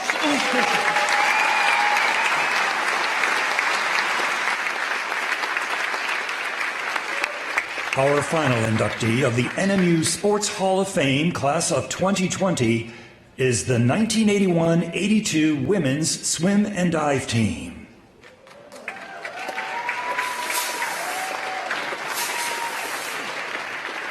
The 1981-82 Wildcat Women's Swim and Dive Team was the runner-up at the Association for Intercollegiate Athletics for Women, the AIAW, Division II National Championships. The squad won 5 events, setting 4 AIAW D2 records. 11 of the team members earned AIAW All-America status, and coach Joan Pito Hopkins was named the AIAW D2 National Coach of the Year. 4 Wildcats advanced to the AIAW Division I National Championship meet, with all 4 finishing as AIAW D1 All-Americans.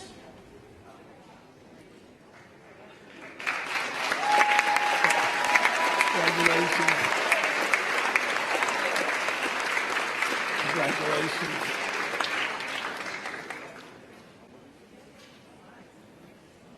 You know what's also even more impressive is all their accomplishments. The program at the time was only 5 years old. So it's amazing. So I think we're going to have Sue Nyans and Coach Peter Hopkins are going to speak on behalf of the team. So the podium's yours.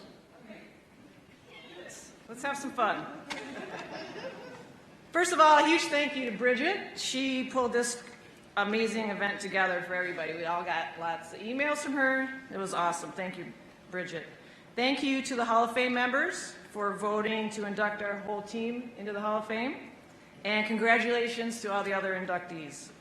I'm Sue Nyans, and this is Sue Berger. We were the co-captains for this 81-82 team, and you may remember us as Moss and Berger.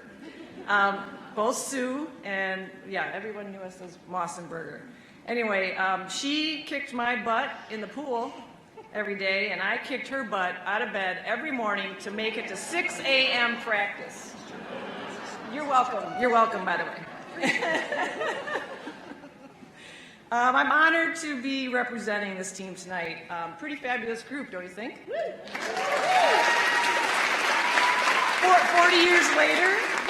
40 years later, 18 of 22 of the team are here tonight. That's also amazing. Some from Hawaii, Texas, Colorado. I think we knew very early in our season that this was going to be a special year. We had a very talented group of freshmen that came in, thanks to Joan and Dominic's recruiting skills. But we had that combined with the team prior that we had set 20 NMU records the year prior. So that with the freshmen, we knew we were going to have a good year. We knew we had the depth and the talent, but more importantly, we had a group that respected each other, supported each other, cheered each other on every day. We just kind of clicked. And there's a myth about a swimming and diving team, and that it's an individual sport. But that's not true. It is very much a team sport. I don't think there's one person up here who would say they could have done this without the support of their teammates. Yeah, we had personal goals, but whether you were first or fifth, this team celebrated everyone's accomplishments. Every woman on this team contributed. We beat Oakland University as a team. We beat Central Michigan in Division I and our big rival as a team. We almost beat Michigan State University. They actually had their JV team to compete against us because they're not gonna lose to us. They had to call their varsity players up and get them to the pool because we were beating them. They couldn't let that happen. And to quote Joan, our head coach, they were truly a team in every sense of the word, and I am so thrilled that they will be honored as such. So let's talk about Joan for just a minute. First, and you already heard some of this, first women's swimming coach here, a Hall of Fame member, 1982 Division II Coach of the Year, coached 8 national champions. She accomplished this and set the bar high for women's swimming in only 5 years, as Rick said. And the first year really didn't count because everybody was a walk-on. It was very clear that she was a very talented coach, but she was also a mentor, a counselor, a family member, and a friend. Many of us were so far from home, she filled whatever role we needed her to fill. Sure, we played a few tricks on her over the years. Sorry about that alarm clock that we hid, by the way. But at the end of the day, oh wait, she played a few tricks on us, like making us go canoeing in October. Do you remember that? What was that about? But at the end of the day, she was there for us, whatever we needed, and for that we are very thankful. And our diving coach, Dominic Maniaci, he came from Long Island to Marquette. What were you thinking? Spent 2 years as a diving coach here, and he coached 3 All-Americans and 2 that eventually became national champions. To all of our parents who are watching, hi Mom, or smiling from down on us from above, Thank you for all the miles of travel to only sit in a hot pool. And to our women's athletic director, Barb Patrick, we actually stopped to see her today. She couldn't make it. Without her support of women's sports, and specifically swimming and diving, we would not have had the success that we did. And I want to leave you with a couple words from the late, great Gildo Canali, who was the athletic director. Many of you remember Gildo Canali. He finally came to one of our meets in 1982, and it happened to be the meet where we beat CMU. And after the meet, he sent us all a letter that I want to read to you. It said, "To Joan and swimmers and divers, I want to take this opportunity to express my thoughts on last Saturday's victory over CMU. Let me say this was my first meet this year, probably ever, I'm not sure. And I was impressed with what I saw. A group of young adults with enthusiasm, pride, dedication, and loyalty. A determined desire to win. The intelligence of what it takes to be a winner. The dedication and hard work it takes to be number one. The family togetherness, all for one and one for all. I saw all the ingredients needed in winning the national championship. I wish you all the best of luck in your future meets and endeavors." I think that letter sums it up perfectly. And I don't know how many letters Gil Canali wrote to a team, but I'm guessing it was not many. And I think we left an impression on him for sure. And we left more of an impression on him the next fall when he came to hand out the rings to the national champion, the runners-up for the national championship. He was on the pool deck in his nice suit and ties. He always looked very nice. And we politely pushed him in the pool in his suit and tie. And he was not very happy. We may or may not have planned that, so there was a few spectators watching that as well. It was classic, and of course he was classic as well. But indeed, it was an amazing year. All the hard work, the competitions, the lifelong friends I'm standing with here, getting to celebrate this all over again. Sorry. So just quickly to introduce everyone. First of all, our national champions that year, Kim Storm, who sadly passed away in 2013. Sue Berger, give a little wave, Berger. Julie Bauman, Karen Olson, and Lisa Smith, national champions and All-Americans, and All-Americans Jody Stout, Kathy Childers, Lisa Goodman, Karen Kessler, Sue Beasy, and Sherry Westmoss. And the rest of the supporting group, Beth Rittaker, Dawn Olson, Jill Stevenson, Betsy Timmer, Kay Vandy Kirkove, Leanne Martin, Karen Zawatsky, Ruth Hosick, Sarah Clement, and Kathy Manette. So now Joan's going to say a couple words.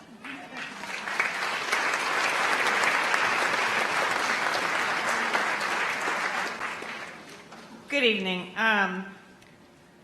Again, I want to introduce Dominic Maniaci because we're representing the coaching staff of this great team. As a young coach, I was very lucky to be in the right place at the right time. What an era in NMU athletics, thanks to the former Tom Peters and Gildo Canali and Barb Patrick. And of course, Barb Patrick was our savior.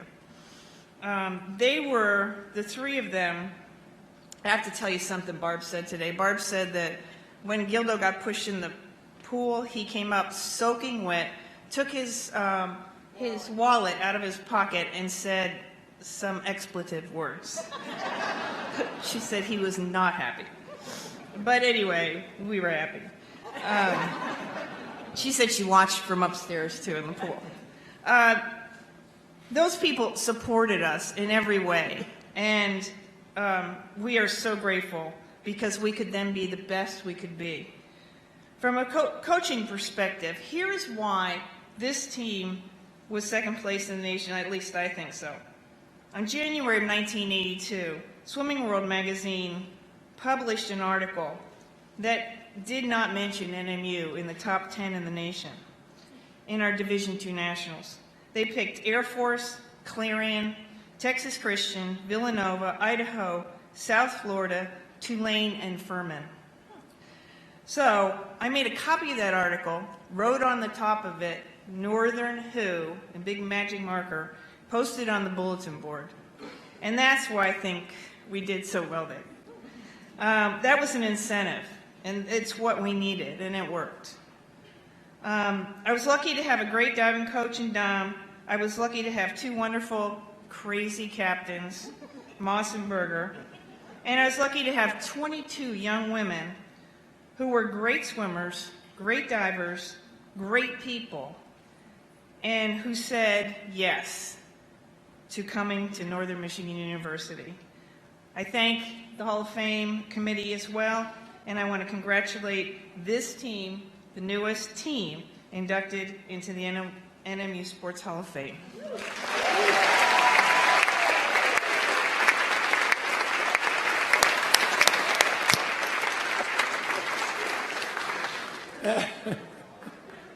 Thank you, thank you.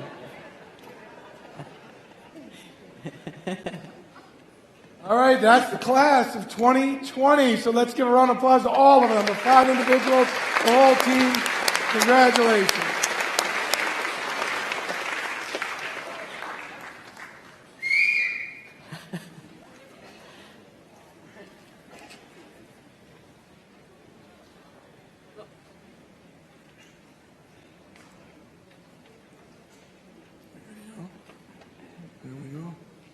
Here we go. We ready for 2021? All right, here we go.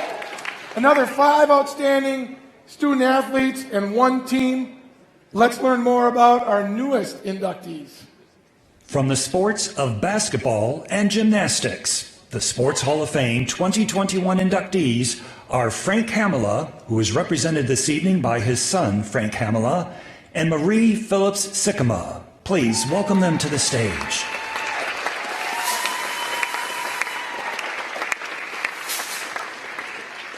Frank Hamela was a 2-time captain of the Wildcat basketball team in 1958 and 59, leading both squads in scoring.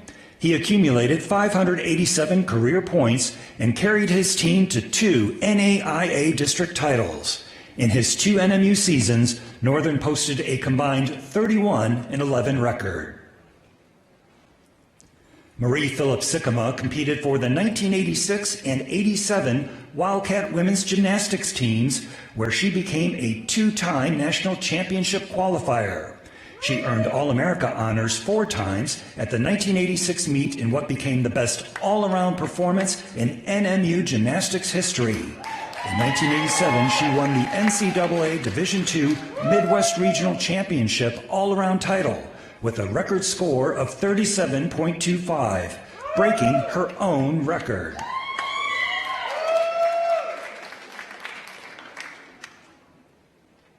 There we go. You grab this. Thank you. There we go. All right, so introduce Frank Hamela, who's going to speak on behalf of the late Frank Hamela. Frank, it's all yours.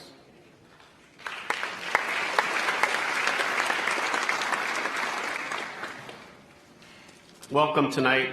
And first, I'd like to take time to congratulate the 2 Hall of Fame classes that we are recognizing tonight. It is a great achievement, so congratulations. Secondly, I would also like to thank the Hall of Fame committee for including my father in this year's Hall of Fame class. We're very proud of this award and to be able to accept it. And finally, a special thank you to one of my dad's teammates, Mr. Fritz Wilson. Fritz supported my dad, sending letters to the committee to make sure that he was part of this Hall of Fame committee. So Fritz, on behalf of my family, thank you very much. My dad passed away unexpectedly at the age of 54, and it's been nearly 30 years since this happened. And so none of his grandchildren really knew how much of a great athlete he was. But fortunately for my grandma, his mother, she kept every clipping that they had during the 57, 58, 58, and 59 seasons through the Mining Journal and the Northern papers. She had brochures and pamphlets from all the events that took place and sporting pictures for those 2 years through Northern Michigan. So it was great to be able to show this with this wealth of information, be able to show the kids what a great athlete my dad was and what great teams that he played with and what they accomplished, and also his individual honors. If you knew my dad, you knew that he was a great athlete. Whatever sport he tried to do, he was unbelievable at it. He was just a natural. Unfortunately, the athletic ability didn't carry over to me. I don't even shoot with the right hand, so I know I was in trouble. But nothing was more important to him than his family. He sacrificed, and now the older that I get, the more I see how much he sacrificed for his family. Nothing was more important than his wife, Karen, and the kids, his children that we had. We're very, very happy to be able to be here for his award. My dad would have been very proud to accept this award tonight. So on behalf of my brother Mark and my sisters Marilyn and Carrie, we'd like to thank you from the bottom of our hearts to accept this award. Thank you very much, and go Cats.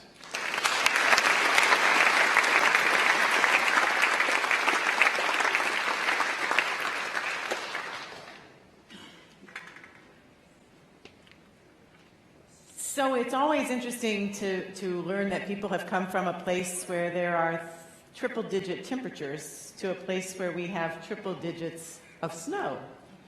Case in point, Arizona State University, 100 degrees. Marquette, Michigan, 200 inches of snow. Not sure the math works on that. You were nominated, though, for not just that very bold move. You were nominated for being calm and cool and confident, even under pressure. You think that's about accurate? Maybe. What else they said, your nominator, who was one of your teammates, said you were just a great teammate. You were ahead of your time in terms of talent, and you were a great leader, as well as a great competitor. Congratulations. Thank you. Yeah. Let's come on over here. And we'll solidify it with this beautiful award. And then for your photo op. All right. Thank you very much, and congratulations.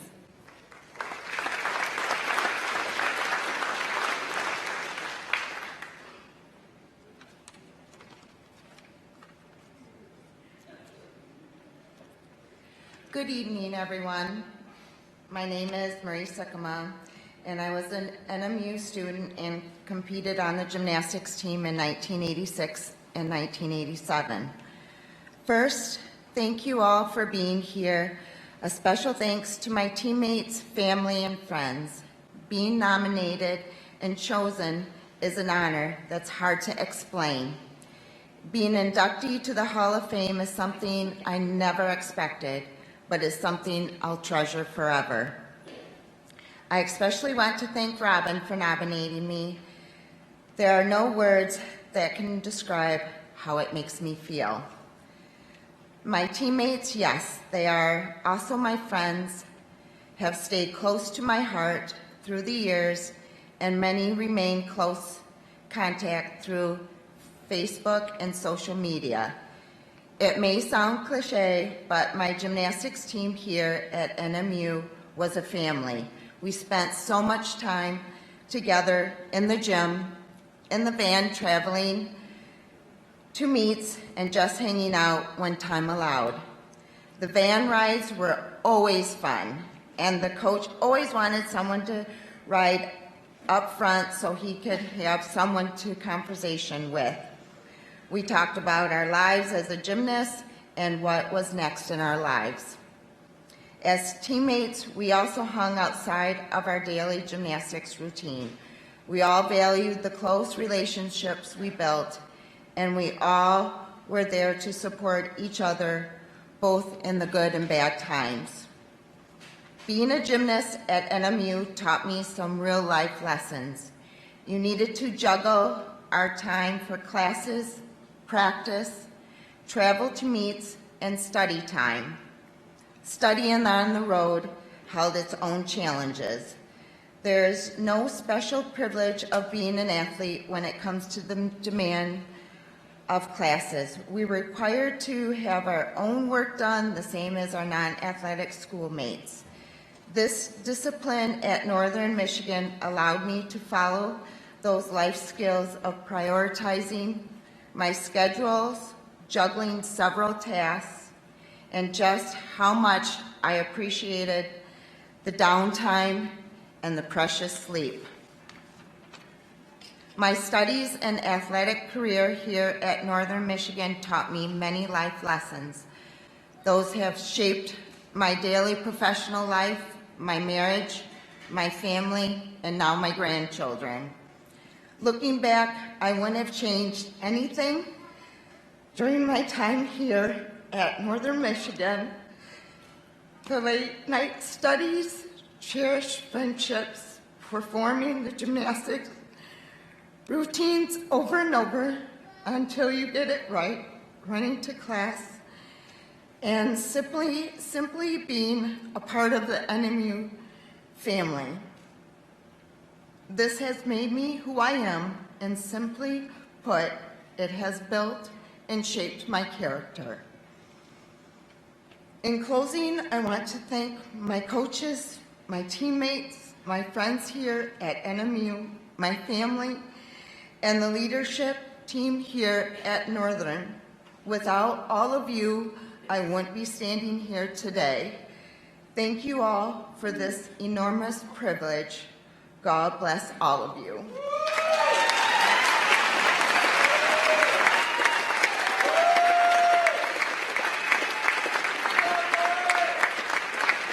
From the sports of hockey and wrestling, please welcome to the stage Sports Hall of Fame 2021 inductees Walt Kyle and Glenn Sartorelli.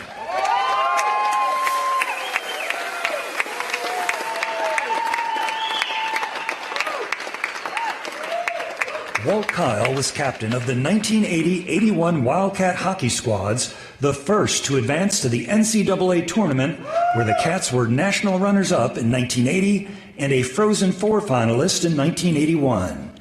Those two teams also won the CCHA regular season and tournament titles. In his Northern playing career, Walt earned 90 points in 85 games, with 31 goals and 59 assists. Later, Walt began his coaching career at Northern and was a longtime assistant coach, including when the Cats won the NCAA title in 1991. He went on to coach professionally, including serving on the coaching staffs of the NHL's New York Rangers, Edmonton Oilers, and Anaheim Mighty Ducks.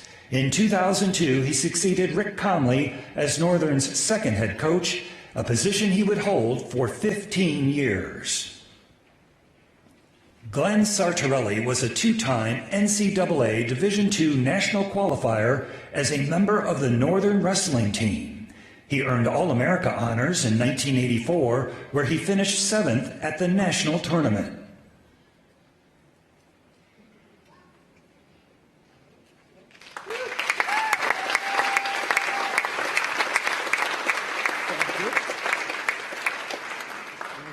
Congratulations. Okay, well, before I let you get to the podium here, it's warming up. So Walt was nominated a long time ago, but he was a coach, so he was ineligible. And we think it was probably safe because he's more mellow now, and things are less likely to be broken, and your language might be a little more clean than it would have been back when you were first nominated. So there was a quote in here, though, Walt, about the person who did nominate you originally, back when said, Walt is an advocate of hard work and dedication, and he has the ability to transmit those assets to everyone that is associated with him. And those of you who know Walt know that that's true. It's a pleasure for me. I've known Walt for a few years. He's a good friend.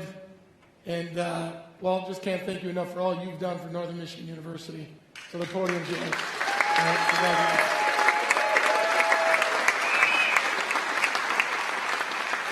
Thanks, Rick. I have to use my glasses. I apologize. I'd like to congratulate first all the other nominees. Certainly, I had a chance to watch most, if not all, you play, and it's a great collection of both coaches and athletes. I'd particularly like to congratulate Mark Buffet. I had a chance to recruit Mark here as a young student athlete and coach him. He's certainly a great player, and it was a privilege to work with him. One of the greatest things ever to happen to me in my life was when NMU had the foresight, to appoint my totally unbiased wife, Bridget, to the Hall of Fame committee.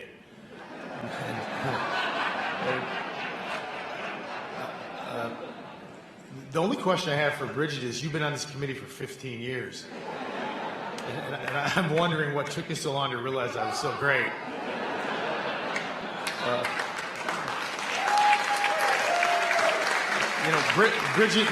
Bridget, you weren't born when I played here, but if you can ask your dad, he'll certainly tell you all about me. So,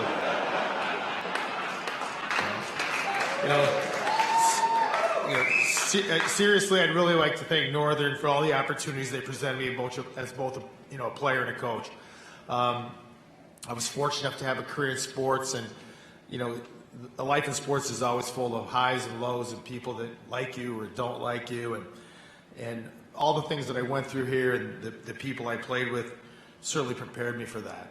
I had a long career and spent a lot of time in a number of different cities, and I'd always reflect back about Marquette and this community and what made it so great.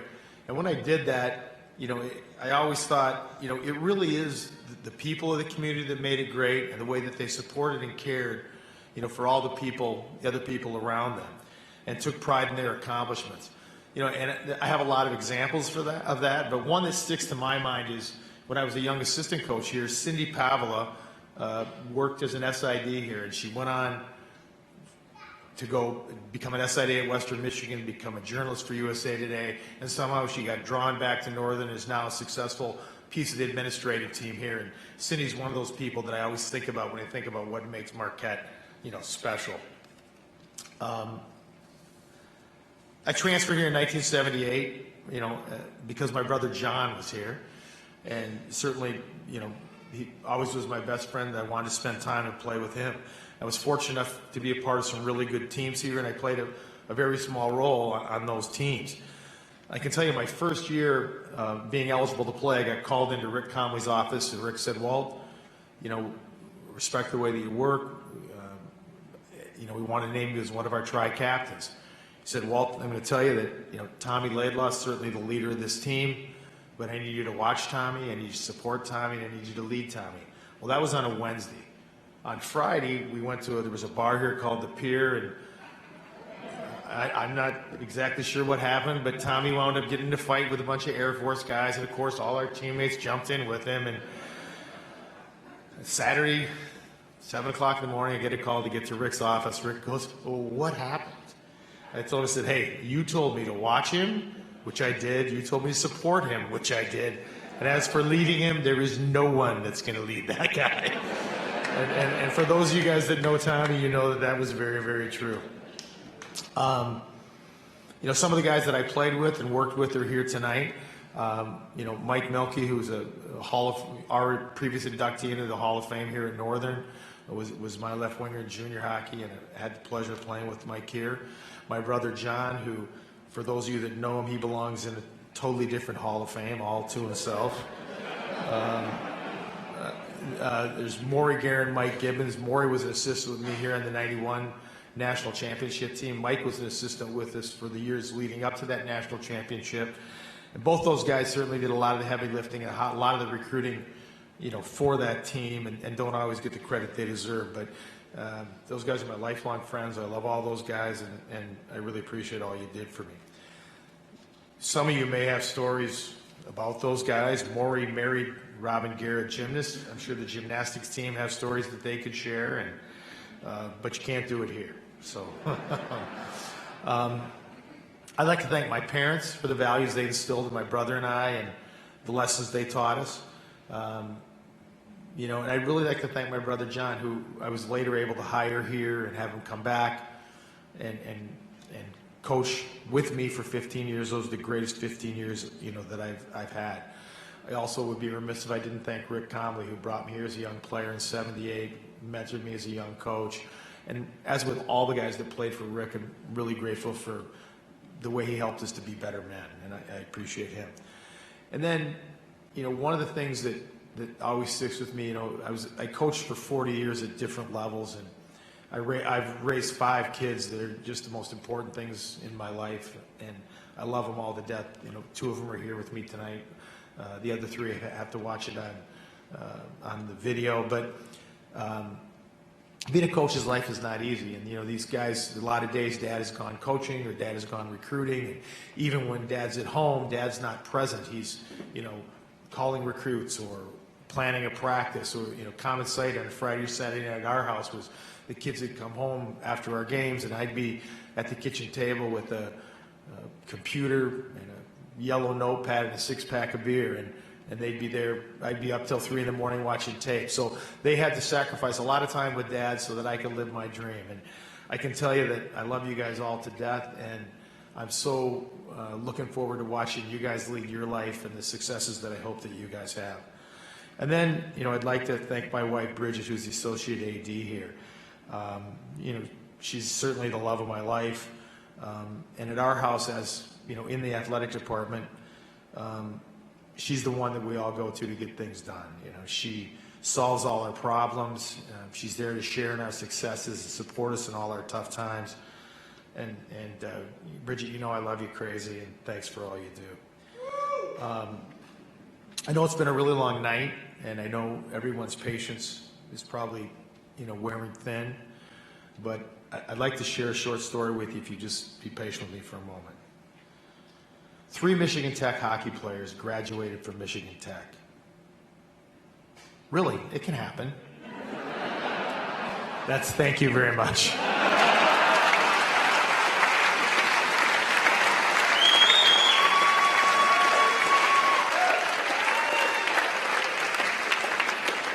We're going to have a tough act to follow. So Glenn, there are 2 very impressive things about the wrestling program. Number 1, a lot of people come out to support the wrestling program, especially at events like this. Maybe not because they're afraid of the wrestlers. But the other thing is, look at how many people who have been star wrestlers have been inducted into the Sports Hall of Fame. How do you think that happens? I think it happens because we look up to the alumni, and they paved the way for us, so we just try to follow them. You listen. We listen. That's half the battle, isn't it? Yes. Right. Congratulations tonight. Let's get your beautiful award out here. Ta-da! All right. I'm going to give that to you. Yeah, there we go.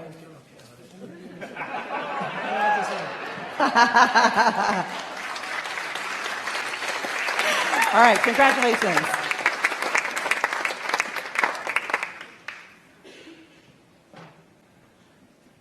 Use the glasses too.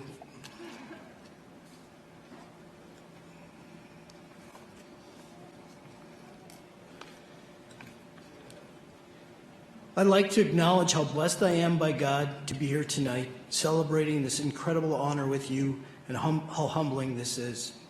I'd like to thank the Hall of Fame Selection Committee, Board of Trustees, faculty, staff, alumni, and the Foundation's boards for all of your hard work you have done to make this event happen in the middle of a pandemic. A special thank you to Bridget Kyle and Catherine Harbuth for your efforts in making this weekend so special for us inductees. I'd like to extend my sincere congratulations to all inductees and their families. And thank you to my friends and guests who have traveled here to participate in my induction ceremony. I'd like to recognize my amazing family who have always been there for me. Here tonight is my beautiful wife, Kristen, and our 2 beautiful daughters, Sophia and Sylvia, and our 2 handsome sons, Dante and Dominic.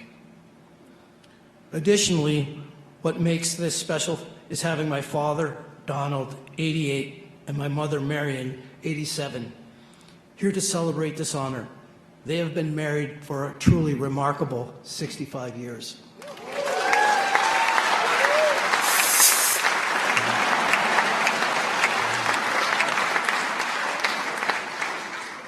Also present is my brother Paul, my sister Debbie, and her husband Glenn, my brother Steve, and his wife Carrie. 37 years ago, my brother Paul, my wrestling training partner, gave me a thank you card for helping him. It read, "Thanks." On the front is a picture of two trapeze artists reaching for each other.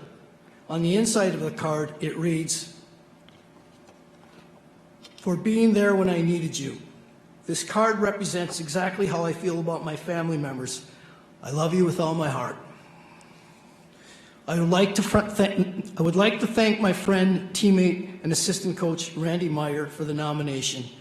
Randy, words can't express my appreciation for all your efforts in helping me obtain success while wrestling at NMU. I love you, Randy. I'd like to recognize the great NMU wrestling alumni.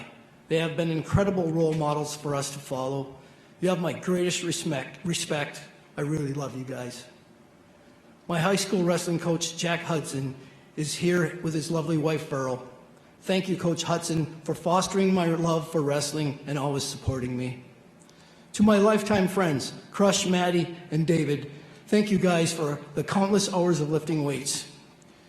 To Henry Sweeney and the 87 football team and their coaches for allowing me to be part of your inner circle. I love you, my brothers. I was a walk-on wrestler from a small town in the UP, Gastra, Michigan. This Hall of Fame induction is a dream come true. I remember like yesterday asking Coach DeRoe during orientation if he took walk-ons and if I could try out for his team. He laughed nervously and said, "Do you know this is college wrestling?" I said, "Yes, but I want to try." He smiled at me and said, "Okay, you can try. Come see me when school starts." Terrified, I arrived for my first practice on campus. I was relieved when Ricky Champion from Nagani arrived with his brother Rodney, both my competition in high school. Ricky was great to me and would work with me on the side before practice to help me get better. Thank you, Ricky. Without you and your family, I would have never made it my freshman year. After going through the first 2 months of practice, it was evident I was really struggling. I was probably the 5th best guy out of 7 in my weight class. I remember going home for the weekend and having to talk with my dad, an educator. He was worried about how I was doing in school, and this got me thinking about my future in wrestling. Before practice Monday, I went to see Coach DeRoe. I shared our discussion with him. "Coach, I just need to know where I am with wrestling. Should I stay with it?" He had that nervous laugh again and said, "Sart, you work so hard, you make my whole team better." He stated, "I'm going to redshirt you because you need time to catch up." He then said, "Just keep doing what you're doing, and I guarantee you'll be an All-American before you leave here." He knew what I needed to hear. My role on his team was to push everybody. A month and a half later, Brad Griggs left the team, and I became the starter. It was not an easy freshman season. I struggled, but I hung in there and was named Most Improved Wrestler and earned my first N letter as a Wildcat. The practice room is where it all started for me. Earning the respect of my teammates and building lifetime relationships is what I cherish the most from wrestling at Northern Michigan. A memory from the room that stands out is Takedown Goes with Tom Baker.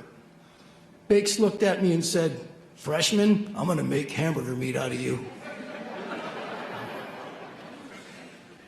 That's exactly what he did. For 2 minutes, it felt like I was doing up-downs on the football field.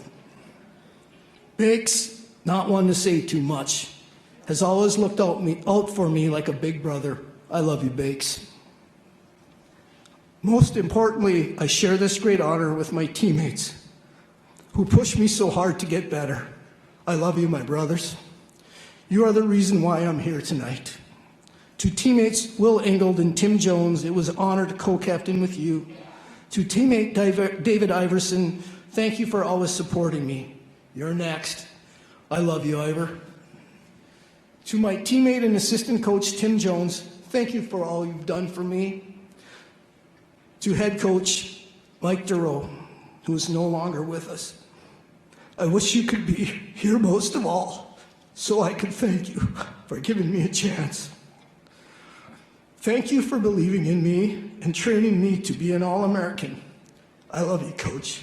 You'll never be forgotten. Finally, to you NMU coaches and training staff members for always being so supportive to athletes, a special thank you to the spouses for allowing them to be part of our lives. In closing, coaches, please continue to allow for walk-ons and adhere to the words of the late, great, legendary football coach Buck Nystrom. Give me a chance, Coach. Thank you, and may God bless you all.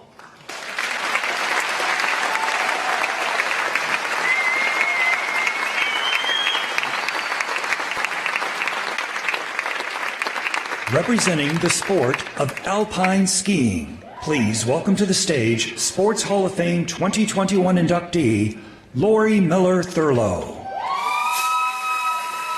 Lori Miller Thurlow competed for the NMU alpine ski team, where she finished first in both the slalom and giant slalom 8 times during her freshman season. She was named to the Mid-American ski team that year and went on to place 8th in the slalom at the 1979 National Ski Championships. All right, that's good. That's good. See, right here. All right. Thank you again. All right, Lori, congratulations. So is it true, before you go give us your speech, you're a star slalom, giant slalom, downhill fast? Yes? Slalom and giant slalom. I don't like the downhill fast. Oh, okay, well, yeah, okay. And yet my understanding is the Nordic ski team at times were a little low on competitors. Is it true that you would then fill in? Is this true? All right, it is true. So not only a star, I'm going that way, going sideways as well, right? You picked the short straw, all right. Well, congratulations.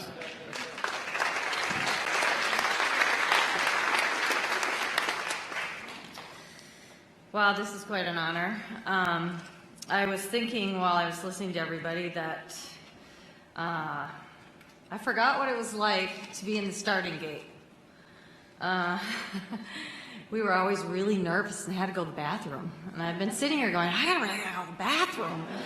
So I guess I had forgotten that. It is very nerve-wracking up here. And yes, I did draw the short straw. So I was born into a prominent alpine ski family. My father was an amazing father and an amazing coach. He was my head coach. He was also a coach for the Central Division ski team and an assistant coach to the U.S. ski team. My mother was an avid skier, and my father and her met on the slopes of Aspen. She was the one who taught us to ski when we were little because my father was coaching. My earliest memory was of me on skis in some big suit at 3 years old between my mother's legs going up a T-bar.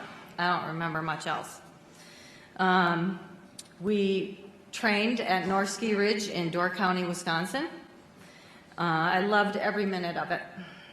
I was an attention-seeking, stubborn, and extremely social child. At 7, I refused to stop snowplowing because I didn't want to go any faster. So my coach, my father, put a giant rubber band around my legs, and that was history. I became a ski racer. My years as a ski racer were very rewarding in so many ways. Not only did I keep myself mostly injury-free while I was on the snow, but I made amazing friends. I learned to be strong, and I learned to be fierce. And I received an amazing college education from Northern Michigan University. As most of my fellow athletes, friends, and family know, I ski much better than I walk on the ground. So it's better if I stay on snow. On snow, I was steady, and I remained fairly injury-free. However, dryland training brought along a lot of mishaps, which a lot of you saw, like talking the coach into letting me have skate skis and going out and going head over tea kettle in front of the whole football team. And I'm hoping not a lot of them saw it. Bringing cookies to the big yellow house where all the football and rugby players were, and slipping in the snow and throwing the cookies, and all I heard was, "We wanted them warm." And they left me there. So, there were a lot of these things. Anyway, over the last 15 years, I managed to slip on black ice and broke both ankles exactly the same. One of those breaks brought my husband home from Iraq after 8 months. It was a blessing. The other one, well, I got to use a scooter at school, and then I broke the principal's speed limit rules, and lots of signs went up. So I don't take this award lightly, because it encompasses all that has been instilled in me and contributes to my growth over the years. I greatly appreciate this honor and would like to thank those that have given me so much. To my parents, who taught me everything. Mostly my father, who taught me to ski and to race and to be really strong. I didn't know it back then, but he knew me better than I knew myself. He chose NMU for me, knowing my love for school and the potential for a full ride scholarship, instead of sending me to Burke Mountain Ski Academy with my brother and sister, who were both phenomenal ski racers. I was angry, but it was the greatest gift he ever gave me. And when I look back now, I know how much he really understood me. This is something that has embraced my passion as a skier to be here at Northern Michigan University, and it introduced me to a career as a speech-language pathologist. I wish my father was here right now, and my mother. They'd be very proud. To my coaches, Grant Brown, who pushed me and was always there for me when my father couldn't be. To Eric Saylor, who trained me hard at summer ski camps. To Chris Hendrickson, who came here with my brother, Gary Miller, to step in as was needed when we didn't have a coach. And of course, to Coach Gallagher and Coach Whitehead of Northern Michigan University. To our trainer, Reg Peters, here at Northern, who took care of us with a lot of love and a lot of humor. He probably thinks I just showed up a lot to get attention and came up with some lame excuses. To Northern Michigan University for providing me with not only an opportunity to continue to ski race, but find myself in a place that felt like home.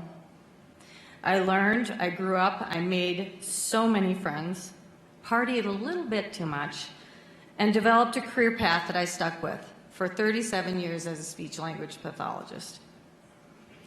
To my fellow athletes and my friends here with me, who have had my back on more than one occasion, congratulations to all of you.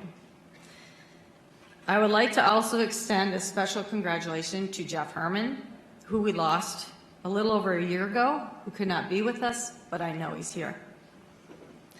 To my favorite roommate and her daughter and her husband, Bill Foster, who's one of the 81 football players, for taking care of me over the years, for taking care of my husband and I while we came out here from Maine. And last but not least, thank you to my husband for being with me, for being my ski buddy for 33 years and coming along on this crazy journey. To my lovely daughter back home, who keeps me on my toes in every way. I love you both very much. Thank you all for being a part of my life and for giving me this honor. I am very blessed. Thank you.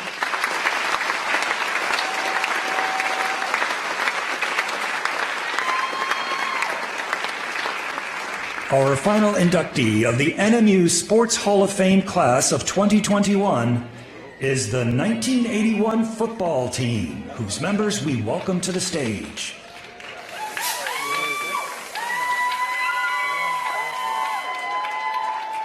The 1981 football Wildcats outscored their opponents 403 to 196 en route to an 11-1 record, including a 10-0 undefeated regular season and a berth in the NCAA postseason. In the first round of NCAA play, Northern defeated Elizabeth City 55-6 at Memorial Field. The Cats bowed to Southwest Texas on the road in the NCAA semifinal game, their first and only loss of the season. Coach Bill Rademacher's team started the year with a 38-0 shutout of North Dakota State, and the year would include a 52-7 victory over Wayne State and a 44-15 defeat of Michigan Tech. Associated Press All-America quarterback Tom Bertoldi threw for 2,454 yards on 331 pass attempts, many of them going to all-conference end Scott Seibel, who had 844 yards. There was also the dynamic George Works, rolling up 1,049 yards in rushing, and a tough Wildcat defense that stopped two teams from getting any points and had a total of 8 games where they held the opponents to 2 touchdowns or less.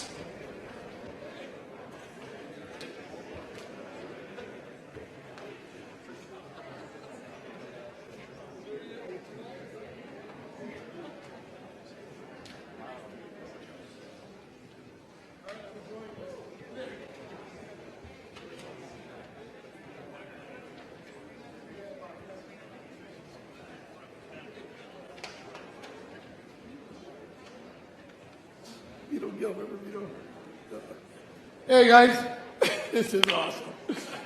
All right, how's it going, Tom? How you doing? Congratulations. All right, here they are, a couple big dudes, and another special privilege for me. I had a chance as a snot-nosed freshman to play with some of these guys, and others were kind of my heroes. When I was in high school, these are the ones that clinched it for me to say Northern Michigan is the best football in the nation. And is Bert here too? You know, I got to get one more plug for an Iron Mountain quarterback back there. And he always was and Taggy, I even love Flivers now that I coach the Flivers. It's a beautiful thing. So we've got Steve Hermson, who's going to speak on behalf of this awesome team. And I have to acknowledge my coach Granke, Coach Sandona, best coaching staff ever. So congratulations, guys. Take it away, Steve. Thanks, Rick.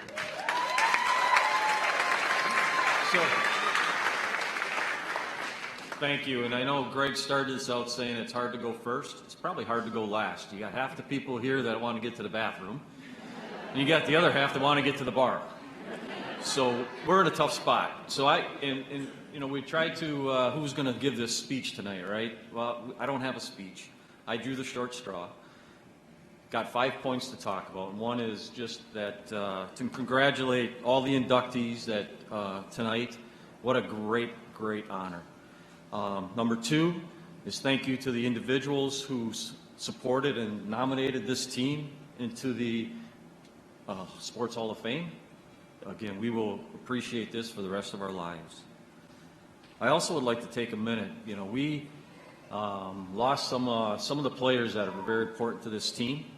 Their lives were taken too soon. I'd like to mention them by name, and if I forget some, please yell a name out, because I think I'm missing 1 or 2.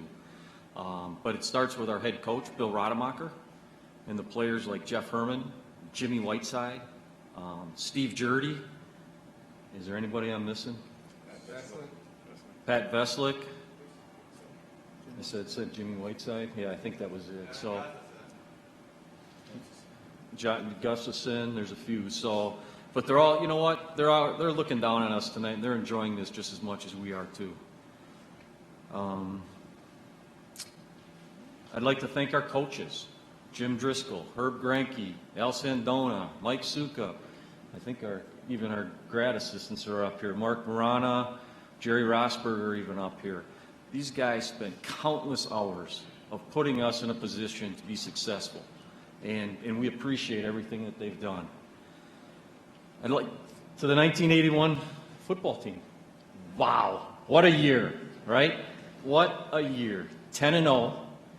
And not only 10-0, it's an offense that was averaging 35 points a game, a defense that was giving up 11.5 points a game, and that's not even what's important. What's important was the teams we played: North Dakota State, Western Illinois, Northern Iowa, Wichita State. our in-state nemesis, Grand Valley.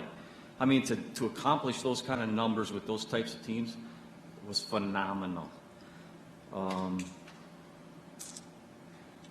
It was also, you know, the players involved. And, you know, some people exceeded on this team. You have the MVP of the team, Tom Bertolli. The offensive back of the year, George Works. Offensive lineman of the year, Billy Kuhn. Wide receiver of the year, Scotty Seibel. Go to the defensive side of the ball, you got defensive lineman of the year, Kurt Woyan. Linebacker of the year, my roommate and a special friend, Jim Shapanyuk. Defensive back of the year, Peter Rayford. But you know what? You have all these individuals, and there's a lot of talent, there's a lot of depth on this team. But you know what was most important? We all, each and every one of these players knew their role. Each and every one of the players accepted their role, and each and one of the players excelled at their position. That's what made this team great, and it was the best year we had, and it was fun. Again, I would like to thank the individuals who nominated this team to go into the Sports Hall of Fame. It is a very special honor, and we will treasure this for the rest of our lives. I know Coach Granke wants to say a few words before we part, so, Coach. Good job, Steve. I want to talk about Bill Rademacher. He was our coach. Billy and I coached together from '74, about 8 or 9 years, I believe. And we were always competing. He was on the offense, I was on the defense.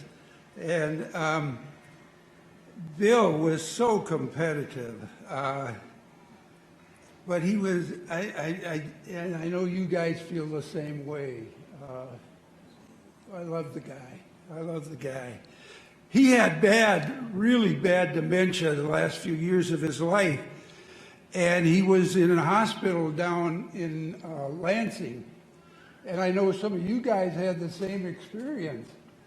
I was going to his, he was in a gym kind of therapy kind of place.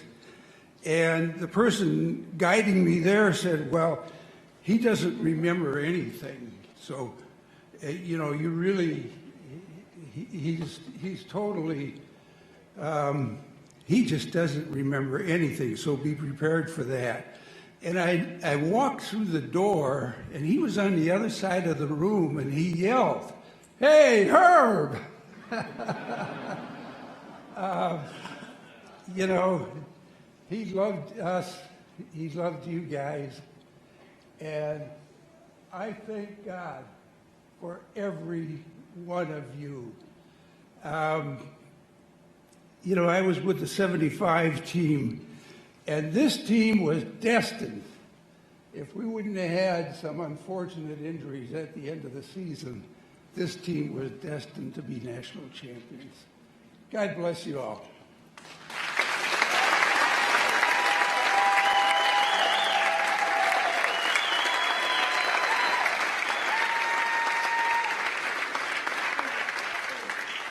Stay here for a minute. Where's Cynthia? Cynthia, come on up here. I'm going to ask these guys to stick around and close it out here. I like this. It's like the red carpet here. There you They go. just There parted you go. like the Red Sea. Hello. There you go. Just an awesome night.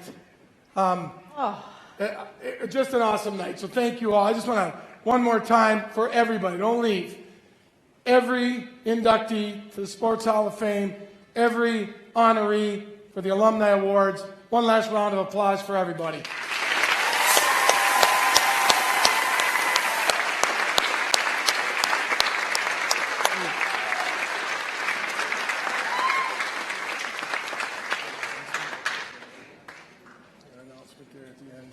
We're going to make sure. Yeah, We learned a lot tonight that we didn't expect to learn, like all those parties and all that fun that was had, right? We laughed so hard my face hurts. We cried. I mean, how hard did you have to work to blink back the tears? It was very emotional. People didn't come here to Northern Michigan University just to get an education or just to get away from home. Well, that might have been why they left home and came here. But they didn't leave here with just an education. You left here, leaving part of you here and taking part of this with you. And this is home. This is family. And if it doesn't give you chills and doesn't warm your heart, well, go back outside because it's nice and warm out there, I guess. I am thrilled for all of you, and I am astonished and inspired by your resilience and your achievements. Another round of applause, please. All right, so I want to make a couple thank yous. Thank you, Cynthia. It was great meeting you. This has been awesome. I'm so glad you're part of the Northern faculty and doing great work now with our students. We wanted to thank the Department of Theater and Dance for putting it all together. Let's hear it. Go. Great. I want to thank, you saw the wonderfully in shape, strong looking people bringing out the awards. That's the women's lacrosse team and all the other student athletes that helped put this whole event together. Athletic department.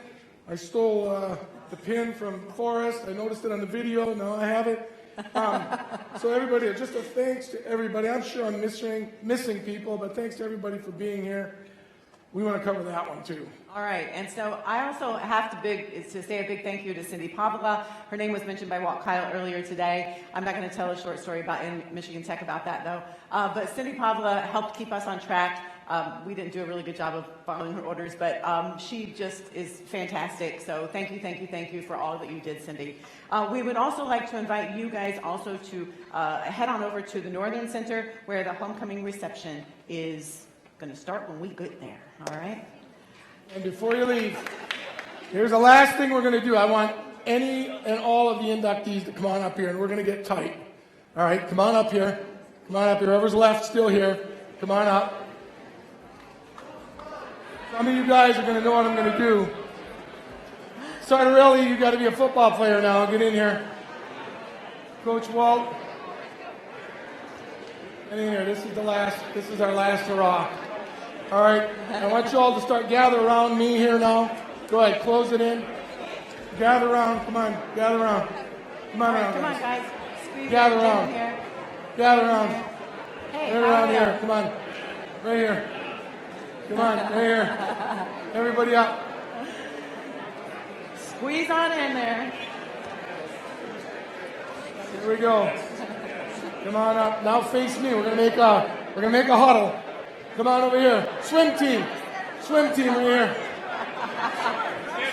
Here we go. Swim team right here. Right here. We're gonna make a huddle. Go ahead. We're gonna make a huddle. Right here. Stop. Look at me. Stay here. Look my way. Stay here. Good. Stay here. Huddle. Get in a tighter huddle.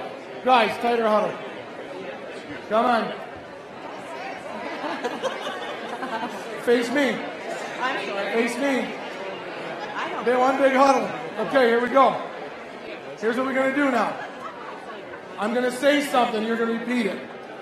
All right, now this is in honor of Coach Buck Nystrom. Get in here. This is in honor of Coach Buck. Come on in.